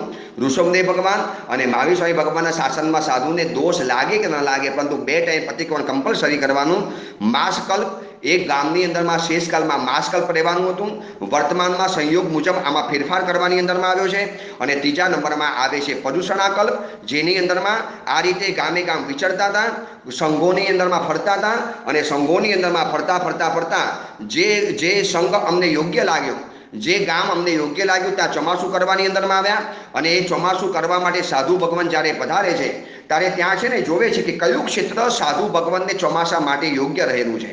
અને જે યોગ્ય ક્ષેત્ર લાગે હું તમને આગળ બતાવું કે ક્ષેત્રોની યોગ્યતાના વર્ણન કલ્પસૂત્રની અંદરમાં કેવા કર્યા છે. પરંતુ થોડા ઘણા આચારોમાં ફેરફાર આટલા કેમ આવ્યા? ભગવાન ઋષભદેવના આચાર અલગ, ભગવાન મહાવીર સ્વામીના અને ઋષભદેવના આચારો સરખા અને 23 ભગવાનના આચારોમાં ફેરફાર શેના માટે આવ્યો તો કે એમ લખ્યું છે કે આદિનાથ ભગવાનના શાસનના જીવો રુજુ અને જડ છે, વીર ભગવાનના શાસનના જીવો વક્ર અને જડ છે. અને આ વક્ર અને જડતા શું કરે છે ખબર છે? વક્રતા બુદ્ધિની હોય અને જડતા હૃદયની હોય. હૃદયની જડતા હોય અને વક્રતા બુદ્ધિની હોય. વક્રતા ધર્મને સમજવા નથી રહેતી અને જડતા ધર્મને સ્વીકારવા નથી રહેતી. અને વક્રતાના 3 નુકસાન છે. લક્ષ્યથી દૂર ફેંકીને, સાધનાના શ્રમને નિષ્ફળ બનાવે અને હાથની અંદરમાં આવેલી તકને વેડફાવી નાખે છે. આ વક્રતા અને જડતાના કારણે છે ને કેટલાક ધર્મો આજે આપણે સ્વીકારી નથી શકતા. તમને કહું કેટલાક લોકો છે ને એટલા વક્ર છે, વક્ર એટલે છે ને એ વાત સમજવા તૈયાર ન થાય. અને જડ એવો છે કે જે સમજ્યું છે ને બસ એમાં છે ને કોઈ કોમ્પ્રોમાઇઝ નહીં, કરવાનું એટલે કરવાનું, આમાં કોઈ ફેરફાર નહીં. હું તમને નાનકડું એક્ઝામ્પલ બતાવી દઉં કે વક્રતા જડતા કોને કહેવાય. એક છે ને મંદિરની બહાર વોચમેનને ત્યાંના મંદિરના વહીવટકારે એક સૂચના આપી હતી કે ભાઈ આ મંદિરમાં કોઈ ચંપલ પહેરીને આવ્યો તો ઉતારીને તારે અંદરમાં મોકલવાના. ચંપલ પહેરીને અંદરમાં કોઈને મોકલવાના નહીં, ચંપલ એને ઉતારવાના અને પછી અંદર મોકલવાના. હવે એનો વક્ર અને જડ હતો, એને મનમાં ગાંઠ મારી કે ભાઈ ચંપલ ઉતારવાના એટલે ઉતરાવાના. હવે કેટલાક લોકો છે ને એવા હતા કે જે લોકો ખુલ્લા પગે દર્શન કરવા માટે આવતા હતા અને મંદિરમાં અંદરમાં એન્ટ્રીમાં એ ભાઈ ખડે રહો, જૂતે ઉતારો. અને ભાઈ हमने जूते पहना ही क्या है, हम जूते उतारे के जाओ पहले घर पे जाके आओ, जूते पहनो, यहाँ उतारो, फिर मंदिर में दाखिल हो. यहाँ पे कानून है કે ચંપલ ઉતારીને પછી મંદિરની અંદરમાં જવાનું. તમે જોજો, ચંપલ ઉતારીને મંદિરમાં જવાનું છે આ રિવાજ છે, પણ ઓલો વક્ર અને જળ સમજવા તૈયાર નથી. એ ચંપલ પહેરાવીને છૂટકો કરાવે અને પછી ચંપલ ઉતારાવે. આવું છે ને કેટલાક ધર્મના ક્ષેત્રની અંદરમાં વક્રતા અને જડતા આપણને ઠેરે ઠેરે દેખાય છે. માટે આચારોમાં ફેરફાર બની ગયા. જીવોની કક્ષા જુદી હોય ત્યારે ધર્મની પણ થોડી ભૂમિકાઓ બદલાતી જાય છે. એ આ કલ્પસૂત્રનો સંદેશો રહેલો છે. હવે ગામ ગામ સાધુ ભગવંતો વિહાર કરતા ગયા, ક્ષેત્રોની શોધખોળ કરતા ગયા. 8 મહિના ફર્યા. હવે જ્યારે શેષકાળના 8 મહિના પરિપૂર્ણ થઈ ગયા, હવે ચોમાસું કરવા માટે આવવું છે, તો સંયમનું નિર્વાહ થઈ શકે એવા જગન્ય, ઉત્કૃષ્ટ અને મધ્યમ, આજની ભાષામાં જેને ગુડ, બેટર અને બેસ્ટ, આવા 3 પ્રકારના ક્ષેત્રોની વાત કલ્પસૂત્રમાં બતાવી છે. પહેલા બતાવું છું કે સાવ જગન્યમાં જગન્ય ક્ષેત્ર, બીજું કોઈ ન મળે તો જગન્ય ક્ષેત્ર એટલે કે સાવ એકદમ ગુડ ક્ષેત્ર પસંદ કરી લેવાનું, જ્યાં જીન મંદિરની હાજરી હોય, થલ્લે માત્રે જવાની જગ્યા હોય, માથું પઠવવાની જગ્યા હોય, જ્યાં જીવા થતી ન હોય અને જ્યાં સ્વાધ્યાય સુખીથી થઈ શકતો હોય, ભિક્ષા એટલે ગોચરી પાણી સુલભ બનતી હોય. આવા 4 ગુણવાળું ક્ષેત્ર છે ને જગન્ય કહેવાય છે. હવે તમારું ક્ષેત્ર કેવું છે તમારે સાંભળનારાએ વિચારી લેવાનું, બધું વિવેચન કરવાનું મારે સમય નથી. હવે ક્ષેત્ર ઉત્કૃષ્ટ કોને કહેવાય? સૌથી ટોચ લેવલનું, જ્યાં કીચડ થતો ન હોય. તમને ખબર છે સાધુ ભગવંતો છે, ગોચરી પાણી જવાનું છે તો બહાર નિગોત ન થવી જોઈએ. આ છે ને સંઘના આગેવાનોએ વિચાર કરવાનો. આ તો દેરાસરમાંથી જેવા બહાર પગ મૂકે એટલે ચારે બાજુ લીલ છવાઈ ગઈ હોય. અરે ઘણીવાર તો માથું પઠવવાની કુંડી હોય ત્યાં પણ લીલ છવાઈ ગઈ હોય, પરંતુ એ છે ને મહાનુભાવોને એ વહીવટ કરવાનું યાદ નથી આવતું. સાચો વહીવટકાર તો એ કહેવાય કે જે સમગ્ર ઉપાસેના ખૂણે ખૂણાની તપાસ કરે અને વિરાટના વગરનું સાધુ ભગવાન જિંદગી જીવી શકે, આવું જે વિચારણા કરી શકે ને, આ જ છે ને સાચો વહીવટકાર કહેવાય. જ્યાં કીચડ ન થતો હોય, સમૂહસીમ જીવો ન આવતા હોય, સ્ટંડિંગની જગ્યા મળતી હોય, ઉપાશ્રયની અંદરમાં સ્ત્રીઓનો સંસર્ગ ન થતો હોય, દૂધ, દહીં અને ઘી વગેરે પૂરતા પ્રમાણમાં મળતા હોય, લોકોનો સમુદાય મોટો હોય, વૈદોની જ્યાં સગવડ હોય, ઔષધ જ્યાં સુલભ હોય, ગૃહસ્થના ઘરો બહુ મોટા હોય, આવા જ ક્ષેત્ર મળે તો આને છે ને બહુ ઉત્તમ પ્રકારનું ક્ષેત્ર બતાવ્યું છે. હવે માનો જગન્ય, ઉત્કૃષ્ટ. હવે મધ્યમ કોને કહેવાય? તો કે 5માંથી જે ઉપરના 12 ગુણ બતાવ્યા ને એમાંથી 5 ગુણવાળું ક્ષેત્ર હોય આને મધ્યમ કહેવાય.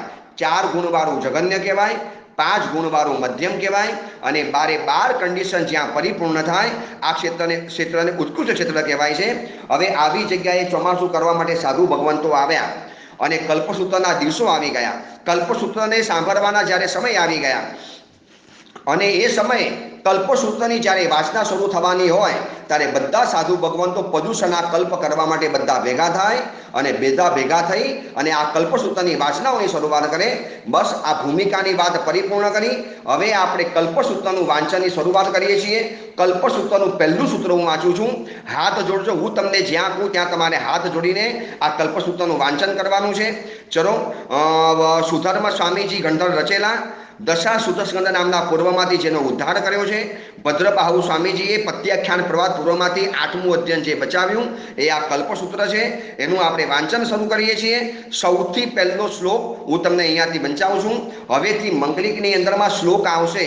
પુરીમચરિમાણ કપો મંગલમ વદમાણ તિથમ્મી ઈય પરિકૈયા જીનગણ હરાઈ થેરાવલી ચલિયમ. હાથ જોડીને સૂત્ર સાંભળજો.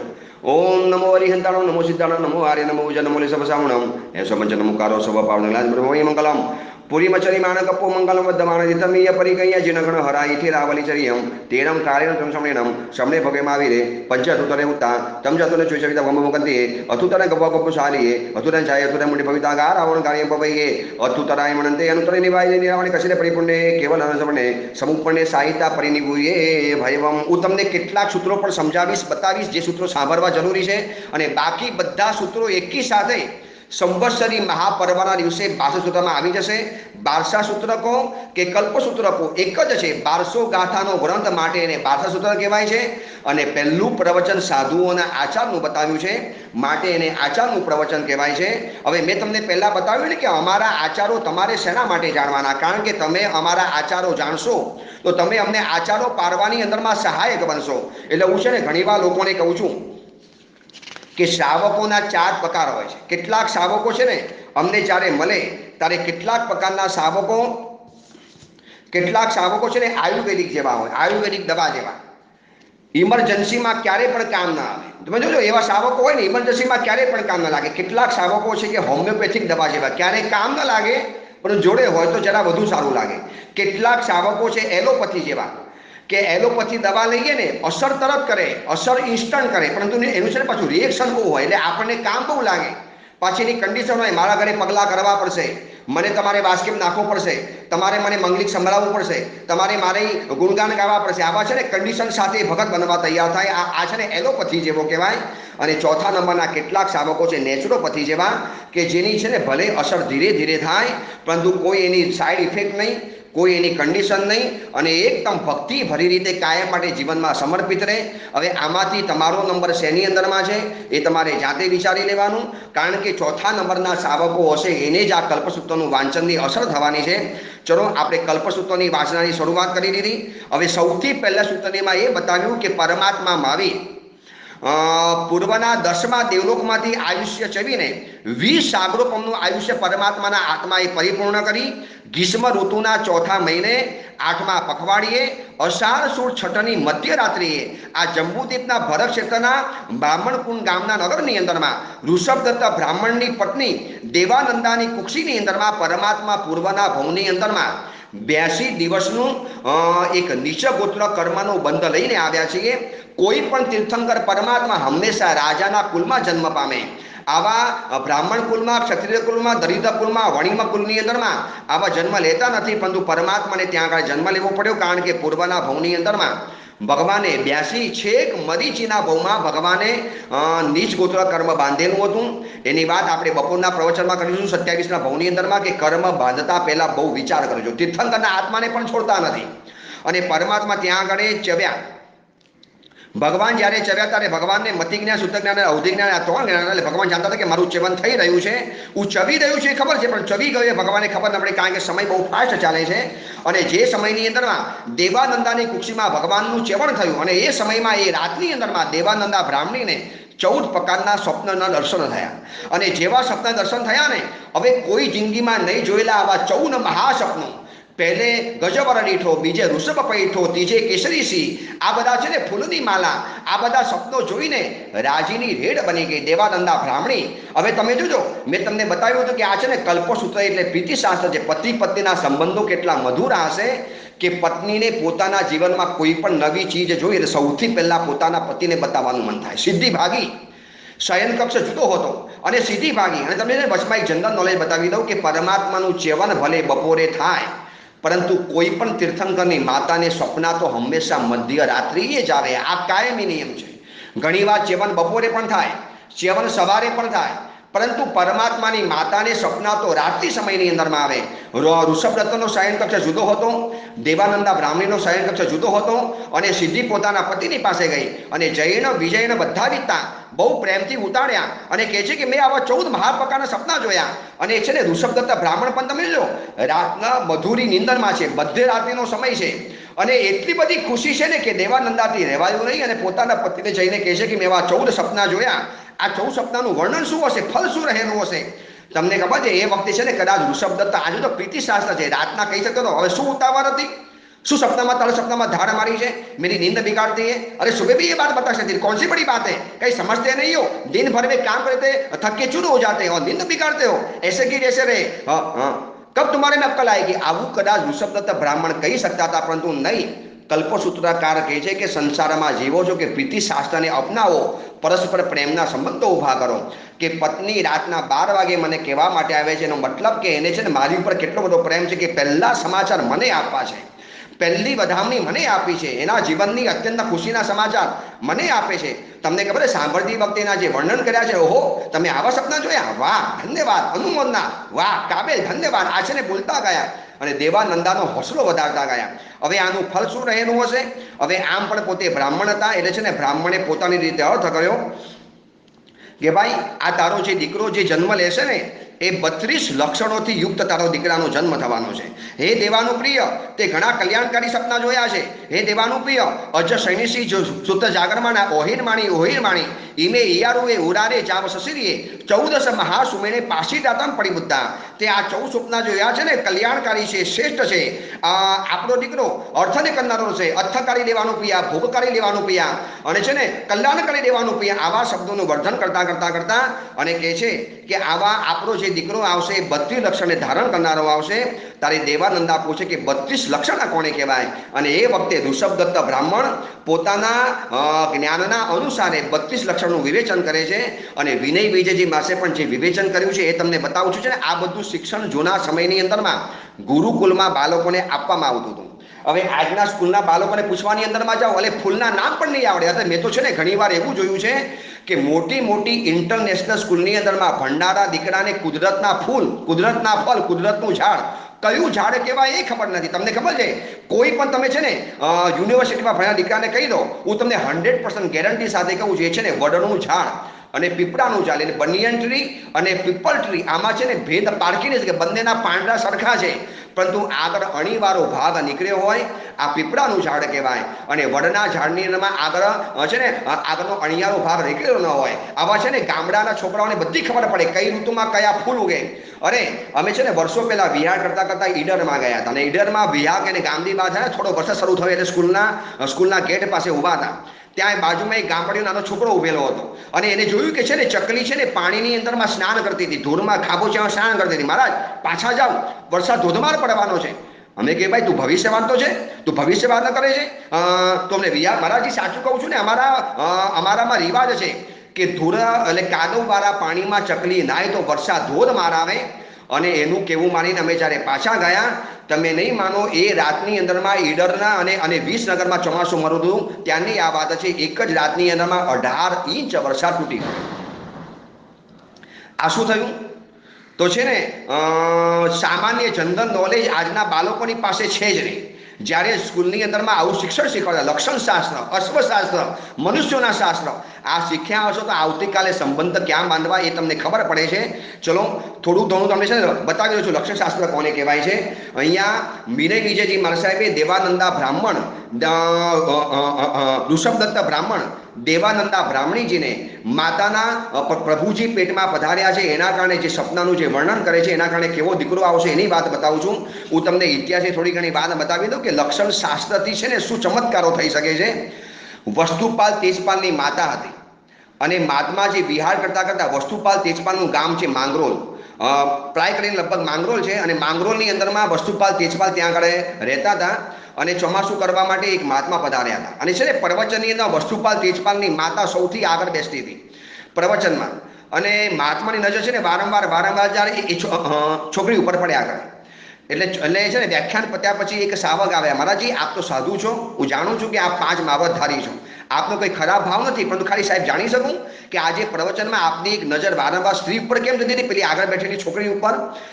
મહાનુભાવ તમે પૂછ્યું તો બતાવી દઉં. આ છોકરીના લક્ષણ એવા છે કે આ દીકરીના પેટમાં 4 દીકરા અવતરશે, એમાંથી 2 દીકરા જૈન શાસનના સૂરજ અને ચંદ્ર બનવાના. લાંબો ઇતિહાસ નથી બતાવજો. અને ભવિષ્ય અને ઇતિહાસ કહે છે કે એના પેટે 4 દીકરા અવતર્યા, એમાંથી 2 દીકરાનું નામ છે વસ્તુપાલ અને તેજપાલ, જેને જૈન શાસનની અંદરમાં મહાધર્મ પ્રભાવના કરી. તો લક્ષણ શાસ્ત્રની ખબર પડે કે આ વ્યક્તિનું ભવિષ્ય શું બનવાનું છે. વર્ષો પહેલા અમારા પુંડરીક વિજયજી મારા સાહેબ હતા અને શાહપુર માનસ મંદિરના નિર્માતા પ્રેરણાદાતા આચાર્ય ભગવાન હેમદત્ત સુરી માસા એમને છે ને ગાલ ઉપર એક બહુ મોટો મોસો તલ રહેલો હતો. અને હેમદત્ત સુરી માસા એટલે સહયોગ શબ્દના એકદમ મંદ ઈરિયા વૈયા પણ પૂરી બોલતા ના આવડે, લોકસ કરતા પણ ના આવડે, સંસ્કૃતની બુક તો ભણતા ભણતા નવને જે પાણી ઉતરી ગયા, પરસેવો પડી ગયો.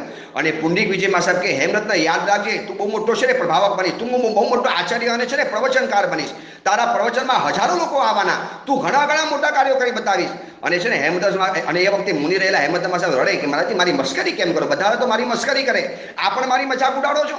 હું સમજુ છું કે હું છે ને ગમાડ છું, મને કશું નથી આવડતું. હેમદત્ત મજાક નથી કરતો, હું તને કહું છું કે ચોક્કસ તને કહું છું, આ તારું લક્ષણ જોઈને કહું છું, અવશ્ય એવું થશે. ને તમે જુઓ આજનો ઇતિહાસ કહે છે કે એલર્ટ યંગ ગ્રુપની સ્થાપના કરી. અરે આજની તારીખની અંદરમાં 25,000 યુવકો એલર્ટ યંગ ગ્રુપની અંદરમાં છે. જયેશ ભણસાલી, કુમાર કલ્પેશ વી શાહ, પ્રકાશભાઈ કરોલીવાળા, આવા કેટલાય યુવકો આ છે ને એલર્ટ યંગ ગ્રુપ દ્વારા જૈન શાસનની સેવા પ્રભાવના કરી રહેલા છે. અને શાહપુર જેવું તીર્થ બનાવ્યું. આ છે ને લક્ષણ દ્વારા ઘણીવાર ખબર પડી જાય છે. ચલો તો 32 પ્રકાર લક્ષણ બતાવ્યા કે છત્ર, કમલ, ધનુષ્ય, રથ, વજ્ર, કાચબો, અંકુશ, વાવ, સ્વસ્તિક, તોરણ, આવા લક્ષણો જેના હાથની અંદરમાં હોય અને જેના હાથની અંદરમાં આવા લક્ષણો હોય ને તો એ વ્યક્તિ બહુ વિશિષ્ટ પ્રકારનો બને. અને આગળ બતાવ્યું કે જેના નખ હાથ પગના તળિયા, જીભ, હોઠ અને તાળવું અને આંખના ખૂણા, આ 7 વસ્તુ જેની લાલ હોય. હવે મને ખબર છે આ છે ને વ્યાખ્યાન સાંભળતા હવે તમે અત્યારે બધું અત્યારે તમે જોતા હશો તમારા હાથ પગ કેવા છે. પહેલા ખાલી વ્યાખ્યાન સાંભળજો અને પછી સાંજે તમારા લક્ષણ જોયા કરજો. પછી 7 વસ્તુ લાલ જોઈએ તો એને સપ્તાંગ રાજ્ય મળે. પછી હૃદય, ડોક, નાક, નખ, મુખ અને કક્ષા, આ 6 વસ્તુઓ છે ને જેની ઉન્નત હોય. પછી દાંત, ચામડી, વાળ, આંગળીના પર્વ, નખ, આ 5 બધું સૂક્ષ્મ જોઈએ એ તો મહાધનિક થાય. જેની આંખ, હૃદય, નાક, હળ પછી હાથ, આ 5 વસ્તુઓ લાંબી જોઈએ. જેના હાથ બહુ લાંબા હોય ને એક કલાકાર તમે જોજો જેટલા પણ આર્ટિસ્ટો હશે જેટલા કલાકારો છે ને એ લોકોના હાથ લાંબા હશે. પછી જેની છાતી બહુ પહોળી હશે, વિશાળ છાતી હશે, મુખ પહોળું હશે એ રાજા થાય. અને આવા છે લક્ષણો બતાવ્યા છે. જેની આંખ સારું એનું શીલ સારું, જેનું નાક સારું એની સરળતા સારી, અને જેનું રૂપ સારું એને ધન સારું. આવા પ્રકારના ગુણ બતાવ્યા. અતિ ઊંચો, અતિ નીચો, અતિ જાડો, અતિ પાતળો અને અતિ કાળા और અતિ ગોરા, એસા 6 પ્રકારના મનુષ્યો છે ને સત્વ સારી હોય. જે અત્યંત નીચો હોય, અત્યંત લાંબો હોય અને જે સારી ધર્મકરણી કરતો હોય, સૌભાગ્યશાળી હોય, શરીરોની અંદરમાં નિરોગી હોય તો સમજી લેવાનું. અને જેને સપના સારા આવતા હોય તમે જોજો કેટલી બધી જનરલ નોલેજ જૂના સમયની અંદરમાં હતું કે માણસ મરીને ક્યાંથી આવ્યો એ છે ને એના નેચર ઉપરથી ખબર પડી જાય. હું તમને અત્યારે બતાવું છું, તમે જાણજો કે ભાઈ આ છે ને બીજા માટે નહીં વિચારતા, પોતાના માટે વિચારજો કે હું ક્યાંથી આવ્યો છું અને મરીને ક્યાં જવાનું. કેટલી અદ્ભુત વાત બતાવી કલ્પસૂત્રમાં મેં બતાવ્યું ને. આ છે ને સમાજશાસ્ત્ર છે, આ નીતિશાસ્ત્ર છે, આ નીતિની વાતો બતાવે છે. 7 પ્રકારના શાસ્ત્રોનો સમાવેશ આ કલ્પસૂત્રની અંદરમાં છે. જે સારી ધર્મકરણી કરતો હોય, સૌભાગ્યશાળી હોય, શરીરમાં નિરોગી હોય, જેને સપના સારા આવતા હોય, જે સારી નીતિવાળો હોય, જે પ્રમાણિક હોય, નિષ્ઠાવાળો હોય, જે કવિ હોય, જેને કાવ્ય ગમતા હોય, જેને સંગીતના શોખ હોય, એ વ્યક્તિ સ્વર્ગમાંથી આવ્યો હોય અને મરીને ચોક્કસ સ્વર્ગની અંદરમાં જવાનો હોય. આ 100% વાત કલ્પસૂત્ર કહે છે. હવે બીજી વાત, જે નિષ્કપટ હોય, જેના મગજમાં બિલકુલ કપટ નહીં, માયા નહીં, દંભ નહીં, એકદમ પારદર્શક હોય, દયાળુ હોય, દાનવીર હોય, ઇન્દ્રિયોને કાબૂમાં રાખનારો, ડાયો હોય, હંમેશા સરળ સ્વભાવવાળો હોય અને મનુષ્ય તો છે ને એવી વ્યક્તિ મનુષ્યના ભવમાંથી આવ્યો હોય અને મરીને વરી પાછો મનુષ્યના ભવની અંદરમાં જવાનો હોય. આ જાતે વિચારી લેવાનું મારો નેચર કેવો છે અને મનુષ્યના ભવમાં જવો તો આવો નેચર બનાવી લેજો. હવે જે કપટી હોય, લોભી હોય, ભૂખ્યો હોય, આળસુ હોય, બહુ પ્રકારનો આહાર ખાતો હોય, ખાય તો પણ પેટ ભરાય જ નહીં, ખાતે જ જાય, ખાતે જ જાય, ખાતે જ જાય. ઘરમાં પણ ખાય, હોટલમાં પણ ખાય, રેસ્ટોરન્ટમાં પણ જાય, ઊભા ઊભા પણ ખાય, પાણીપુરીની લારીમાં પણ ખાય, રાત દિવસ ખાતે જ જાય. એ ખાવું બજારની અંદરમાં જાય. ઇન્દોરમાં 56 બજાર છે, 56ના દુકાનમાં જાણે હોય, ખાતે જ રાખે, ખાતે જ રાખે. આવી વ્યક્તિ હોય તો માની લેવાની એ પુરુષ તિર્યન ગતિમાંથી આવ્યો હોય અને તિર્યન ગતિની અંદરમાં જવાવાળો હોય.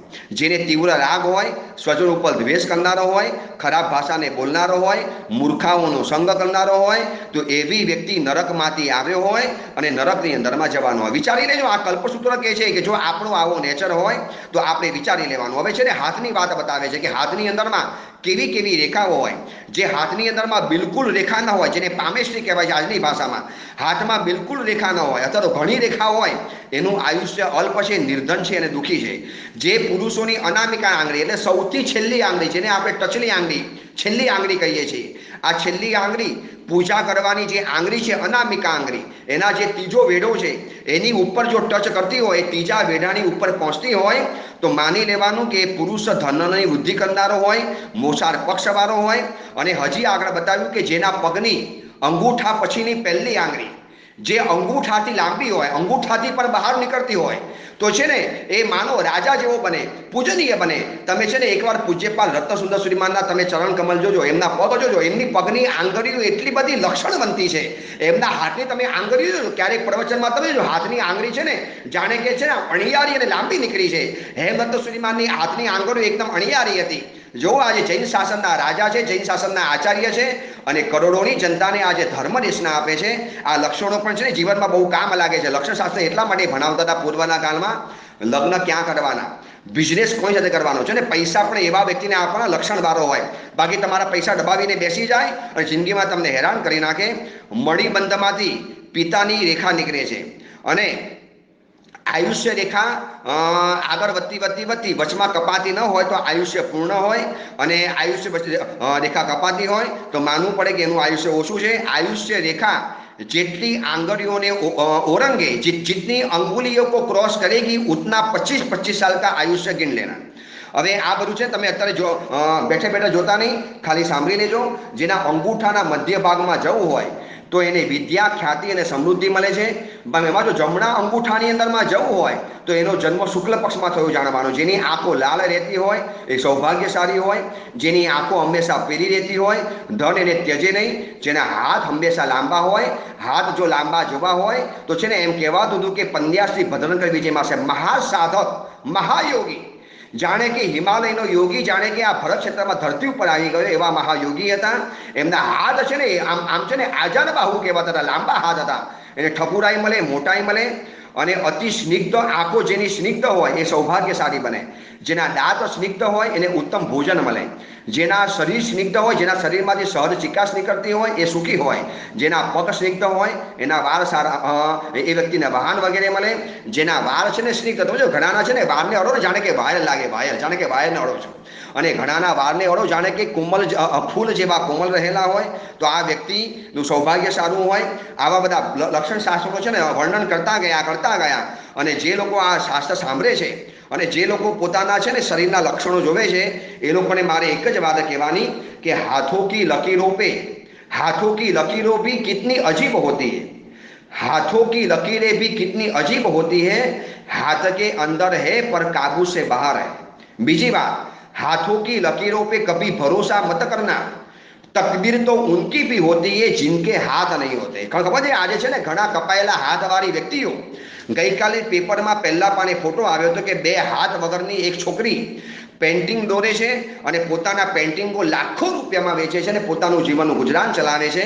ચલો આ રીતે રાતના સમયની અંદરમાં દેવાનંદા બ્રાહ્મણી અને ઋષભદત્ત બ્રાહ્મણ ચર્ચા કરે છે કે તને આવા જે 14 શબ્દો જે બન્યા છે ને એ તને આવા પ્રકારનો દીકરો આપશે, આપણા યજ્ઞ યાગ કરાવશે, ધ્યાન ત્યાગ કરશે, બહુ મોટો વિદ્વાન બનશે, વેદોનો પારગામી બનશે। કારણ કે પોતે બ્રાહ્મણ છે માટે બ્રાહ્મણ જેવું વિચારે, જે કુલમાં જે વ્યક્તિ આવીને એ પ્રમાણે વિચારે।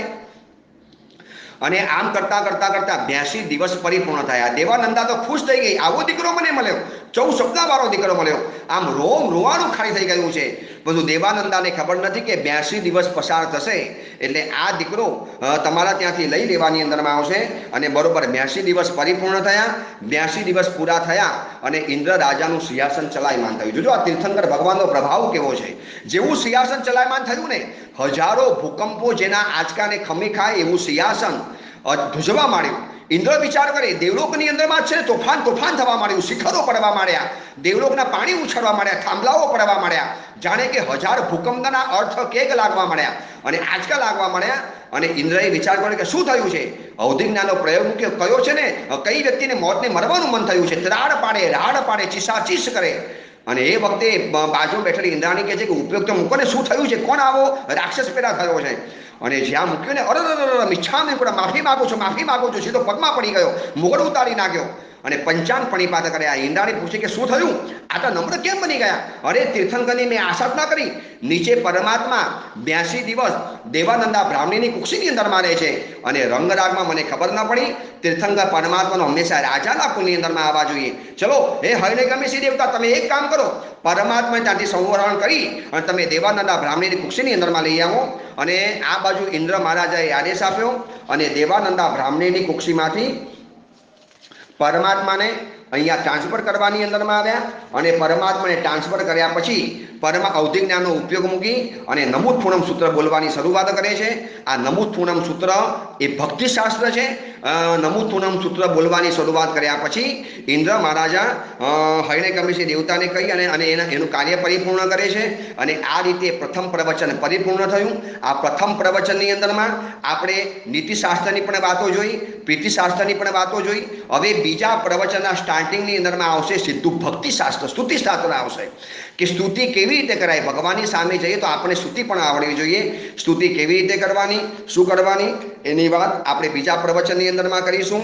આજે બીજું પ્રવચન પણ તમને આવશે. આમ તો બપોરે કરવાનો રિવાજ છે. હું તમને બંને પણ સાથે મોકલું છું. બંને પ્રવચન સાંભળજો. આ કલ્પસૂત્રનું વ્યાખ્યાન સાંભળવાનો રિવાજ છે. હું તમને એના વિશિષ્ટ સૂત્રો પણ સંભળાવીશ. તમને ઘેર બેઠા એમ લાગશે કે બહુ મજા છે, આનંદ છે. આ વખતે કોઈ વ્યવધાન વગર થ્રુઆઉટ આખું કલ્પસૂત્ર આપણે સાંભળવા માટે મળશે. આવતીકાલે જૈન શાસન માટે ગૌરવનો દિવસ છે. ભગવાનનું જન્મ વાંચનનો દિવસ. આમ ભગવાનનો જન્મ થયો છે એ તો શું તિરસના થયો છે, પરંતુ આવતીકાલે ભગવાનનું જન્મ વાંચન થવાનું. થાળી ડંકા વાગે, ઢોલ નગારા વાગે, શ્રીફળ વધેરાય અને હજારો લોકોની ભીડ ઉમટે. પરંતુ આ વખતે કોરોના વાયરસમાં આ શક્ય નથી. પરંતુ આપણે છે ને ઘરની અંદરમાં તીસલા માતા, ઘરની અંદરમાં સિદ્ધાર્થ રાજા, ઘરની અંદરમાં ભગવાનનો જન્મ કરાવો છે. કેવી રીતે કરાવો છે આખી તમને સમજાવી દઉં છું. તમે ઘરની અંદરમાં કાર્ડબોર્ડનું છે ને એક પારણું બનાવી નાખો. કાર્ડબોર્ડનું બની શકે છે. તમે ગૂગલ ને યુટ્યુબમાં જોશો તમને કદાચ મળી જશે. અને કેવી રીતે બનાવવું, ઘણાને આની આર્ટ પણ છે, કલા પણ છે. કાર્ડબોર્ડમાંથી આખું એક પારણું તૈયાર કરી લેવાનું. અને 14 સુપના ક્યાંકથી મળતા હોય તો ઠીક છે, ન મળે તો પૂંઠા ઉપર 14 સુપના ડ્રો કરવાના અને પછી એ આકારના કાપી દેવાના અને પાછા સ્ટેન્ડ જેવું બનાવી દેવાનું. અને ટેબલ ઉપર 14 સુપના આવી ગયા. આ તમારા ઘરના 14 સુપના. પછી પૂંઠામાંથી બનેલું પાણું અને ઘરમાં ચાંદીનું કોઈ નાનકડું શ્રીફળ હોય અથવા તો આજુબાજુમાંથી ક્યાંકથી હોય. છેવટે બીજું કાંઈ ન મળે. છેવટે એક ચાંદીનો મોટો સિક્કો લેવાનો અને એ સિક્કાને તમારે ચાંદીનું શ્રીફળ કલ્પવાનું અને આ ભગવાન મહાવીરનો આત્મા છે એવું તમારે કલ્પવાનું અને હાથની અંદરમાં લેવાનું. અને આવતીકાલે તમને હું જ્યારે જન્મ વાંચનનું સૂત્ર બોલીશ અને ઘરની અંદરમાં કોઈ રહેલી તમારી યુવાન પુત્રવધુ એને તમારે તીસલા માતા બનાવવાની અને એને કહેવાનું કે આમ તો ચઢાવો આપણને મળતો નથી. આમ 14 સુપના તો આપણે આપણી તાકાત તરીકે 14 સુપના આપણે ઉતારી શકીએ. આજે લોકોને બધાને ઘરમાં 14 સુપના ઉતારવાની તક મળી છે તો ઉતારજો મહાનુભાવો. બિલકુલ નહીં. ઘરમાં થાળી ડંકો વગાડવાનો, નાચવાનું, ગાવાનું, કૂદવાનું અને છે ને કેસેટ મૂકવાની. એક જન્મ્યો રાજ દુલારો, દુનિયાનો તારણહારો અને માતા તીસલા ઝુલાવે પુત્ર પારણે લોલ. ઓલા પારણામાં તો આપણને ભીડ ભાડમાં પણ ચાન્સ નથી મળતા, અવસર નથી મળતો. આજે ઘરની અંદરમાં ભગવાનનો જન્મ જ. હું તો જે વ્યાખ્યાન મારા સાંભળે છે એ બધાને મારી ખાસ ભારપૂર્વકની નમ્ર અપીલ છે કે ઘરની અંદરમાં 14 સપના ઉતારજો. ન મળે તો મેં તમને કીધું એવી રીતે કાગળ ઉપર ડ્રો કરી એને પુઠ્ઠા ઉપર ચિપકાવી અને પાછા સ્ટેન્ડ જેવું બનાવી ટેબલ ઉપર 14 સુપના મૂકવાના. વચમાં પુઠ્ઠાથી બનાવેલું કાર્ડબોર્ડમાંથી બનાવેલું પારણું મૂકવાનું. આગળ ચાંદીનો સિક્કો ભગવાન મહાવીરના આત્મા તરીકે મૂકવાનો. એની ઉપર ફૂલની માલાઓ પહેરાવવાની. આખું ઘર ભેગું થાય, આખું બિલ્ડિંગ ભેગું થાય. અને છે તમે ચઢાવા પણ બોલી શકો છો. ચઢાવા બોલવાના. ચઢાવા આવકના નહીં, અરે ચઢાવા આરાધનાના નહીં, ચઢાવા આવકના બોલવાના. આપણી પરંપરા આવકની છે, કારણ કે આ દેવધવેના પૈસા આવતીકાલે દેરાસરમાં કામ લાગે છે અને એ પૈસા તમારે તમારા નજીકના જે સંઘના તમે સભ્ય હો એની પેઢીમાં જમા કરાવી દેવાના. અમારો ઘરમાં 25 સભ્ય હોય અને આખી બિલ્ડિંગ ભેગા થઈને કરાવતા હોય તો ચડાવવા બોલો. અને આમ છે તમને લાખોના ચડાવવા તમને ચાન્સ નથી મળતો. અહીંયા તને 500 1000 રૂપિયામાં તમને આવો ચાન્સ મળી શકે છે. આ ચૂકતાની કોરોના વાયરસે ઉલટાનું સારું કર્યું. પોઝિટિવ લો કે કોરોના વાયરસ સારું કર્યું કે ઘરમાં ભગવાનનો જન્મ થવાનો, ઘરમાં 14 સુપના ઉતરવાના, ઘરમાં ભગવાનનું પારણું ઝૂલવાનું અને ઘરમાં જન્મ વાંચન થવાનું, ઘરમાં થાળીના નાદ ગુંજવાના, ઘરની અંદરમાં હર્ષોલ્લાસ થવાના, ઘરમાં ભગવાનનું અવતરણ થવાનું. અરે આવો તો ચાન્સ ક્યાંથી મળે? કોરોના તને લાખ ધન્યવાદ. તેમને આવો સારો અવસર આપ્યો છે. આપણે કોરોનાને કહીએ દોસ્ત, તે તો બહુ સારી વાત કરી આપી. અમને આ તો જન્મ વાંચનનો આવો મજાનો ચાન્સ આપ્યો છે. તો આવતીકાલે મહાનુભાવો આ ચાન્સ ચૂકતા નહીં. બધાએ ઘરમાં 14 સપના ઉતારવાના. ભલે ને ઘરમાં 4 સભ્ય હો, 2 સભ્ય હો, 5 સભ્ય હો, બધાએ ઘરમાં તૈયારી આજે જ કરી દેજો. 14 સુપના બનાવી લેજો, ડ્રો કરી લેજો. અરે ઘણાના ઘરમાં આર્ટિસ્ટ હોય છે, સ્કૂલ કોલેજમાં બધા ભણનારા હોશિયાર છોકરા છોકરીઓ હોય છે. એની પાસે 14 સુપના બનાવી દેવાના. કાર્ડબોર્ડમાંથી આ પારણું બનાવી દેવાનું. મજાનું ટેબલ શણગારવાનું, રોશની કરવાની, ઉપર ફૂલો પાથરવાના, 14 સુપના મૂકવાના, વચમાં પારણું મૂકવાનું અને તીસલા અને ભગવાનના આત્મા તરીકે નાનો ચાંદીનો સિક્કો કે નાનું ચાંદીનું શ્રીફળ મૂકવાનું અને નારિયેળ વધેરવાનું અને કહેવાનું ભગવાન તમારો જન્મ હું મારા ઘરની અંદરમાં કરાવું છું, મારા હૃદયની અંદરમાં કરાવું છું. અને એમ લાગશે કે જાણે આપણે આખી ઉજવણી ઘરની અંદરમાં કરી છે. અને શ્રીફળ જ્યારે પધરાવવું હોય, ભગવાનનો આત્માના સિક્કા તરીકે જ્યારે પધરાવવું હોય ત્યારે છે ને આવતીકાલે 2 પ્રવચન પછી ત્રીજો ઓડિયો સ્પેશિયલી જન્મ વાંચનનો સૂત્રનો આવશે. હું તમને વચમાં માહિતી આપતો જઈશ, એ પ્રમાણે તમારે કરતા જવાનું. અને હું તમને જ્યારે કહું ત્યારે સિક્કો પધરાવી અને ભગવાનના જન્મનો ઉત્સવ મનાવવાનો છે. કાચા પડતા નહીં, કોરોનાના કારણે કોઈ પણ જગ્યાએ બાદબાકી કરતા નહીં અને કોરોનાને પણ શરમાઈ જવું પડે એવો આપણે આવતીકાલે ભગવાનનો જન્મ મહોત્સવ ઘરની અંદરમાં કરવો છે. ચલો એની વિશેષ વાત આવતીકાલે કરીશું. આજનું પ્રથમ પ્રવચન પરિપૂર્ણ કરું છું. પુરીમચરિમાણ કપો મંગલમ વધમાણ તીર્થમ મે ઈય પરિકૈયા જીનગણ હરાઈ થેરાવલી ચરિયમ.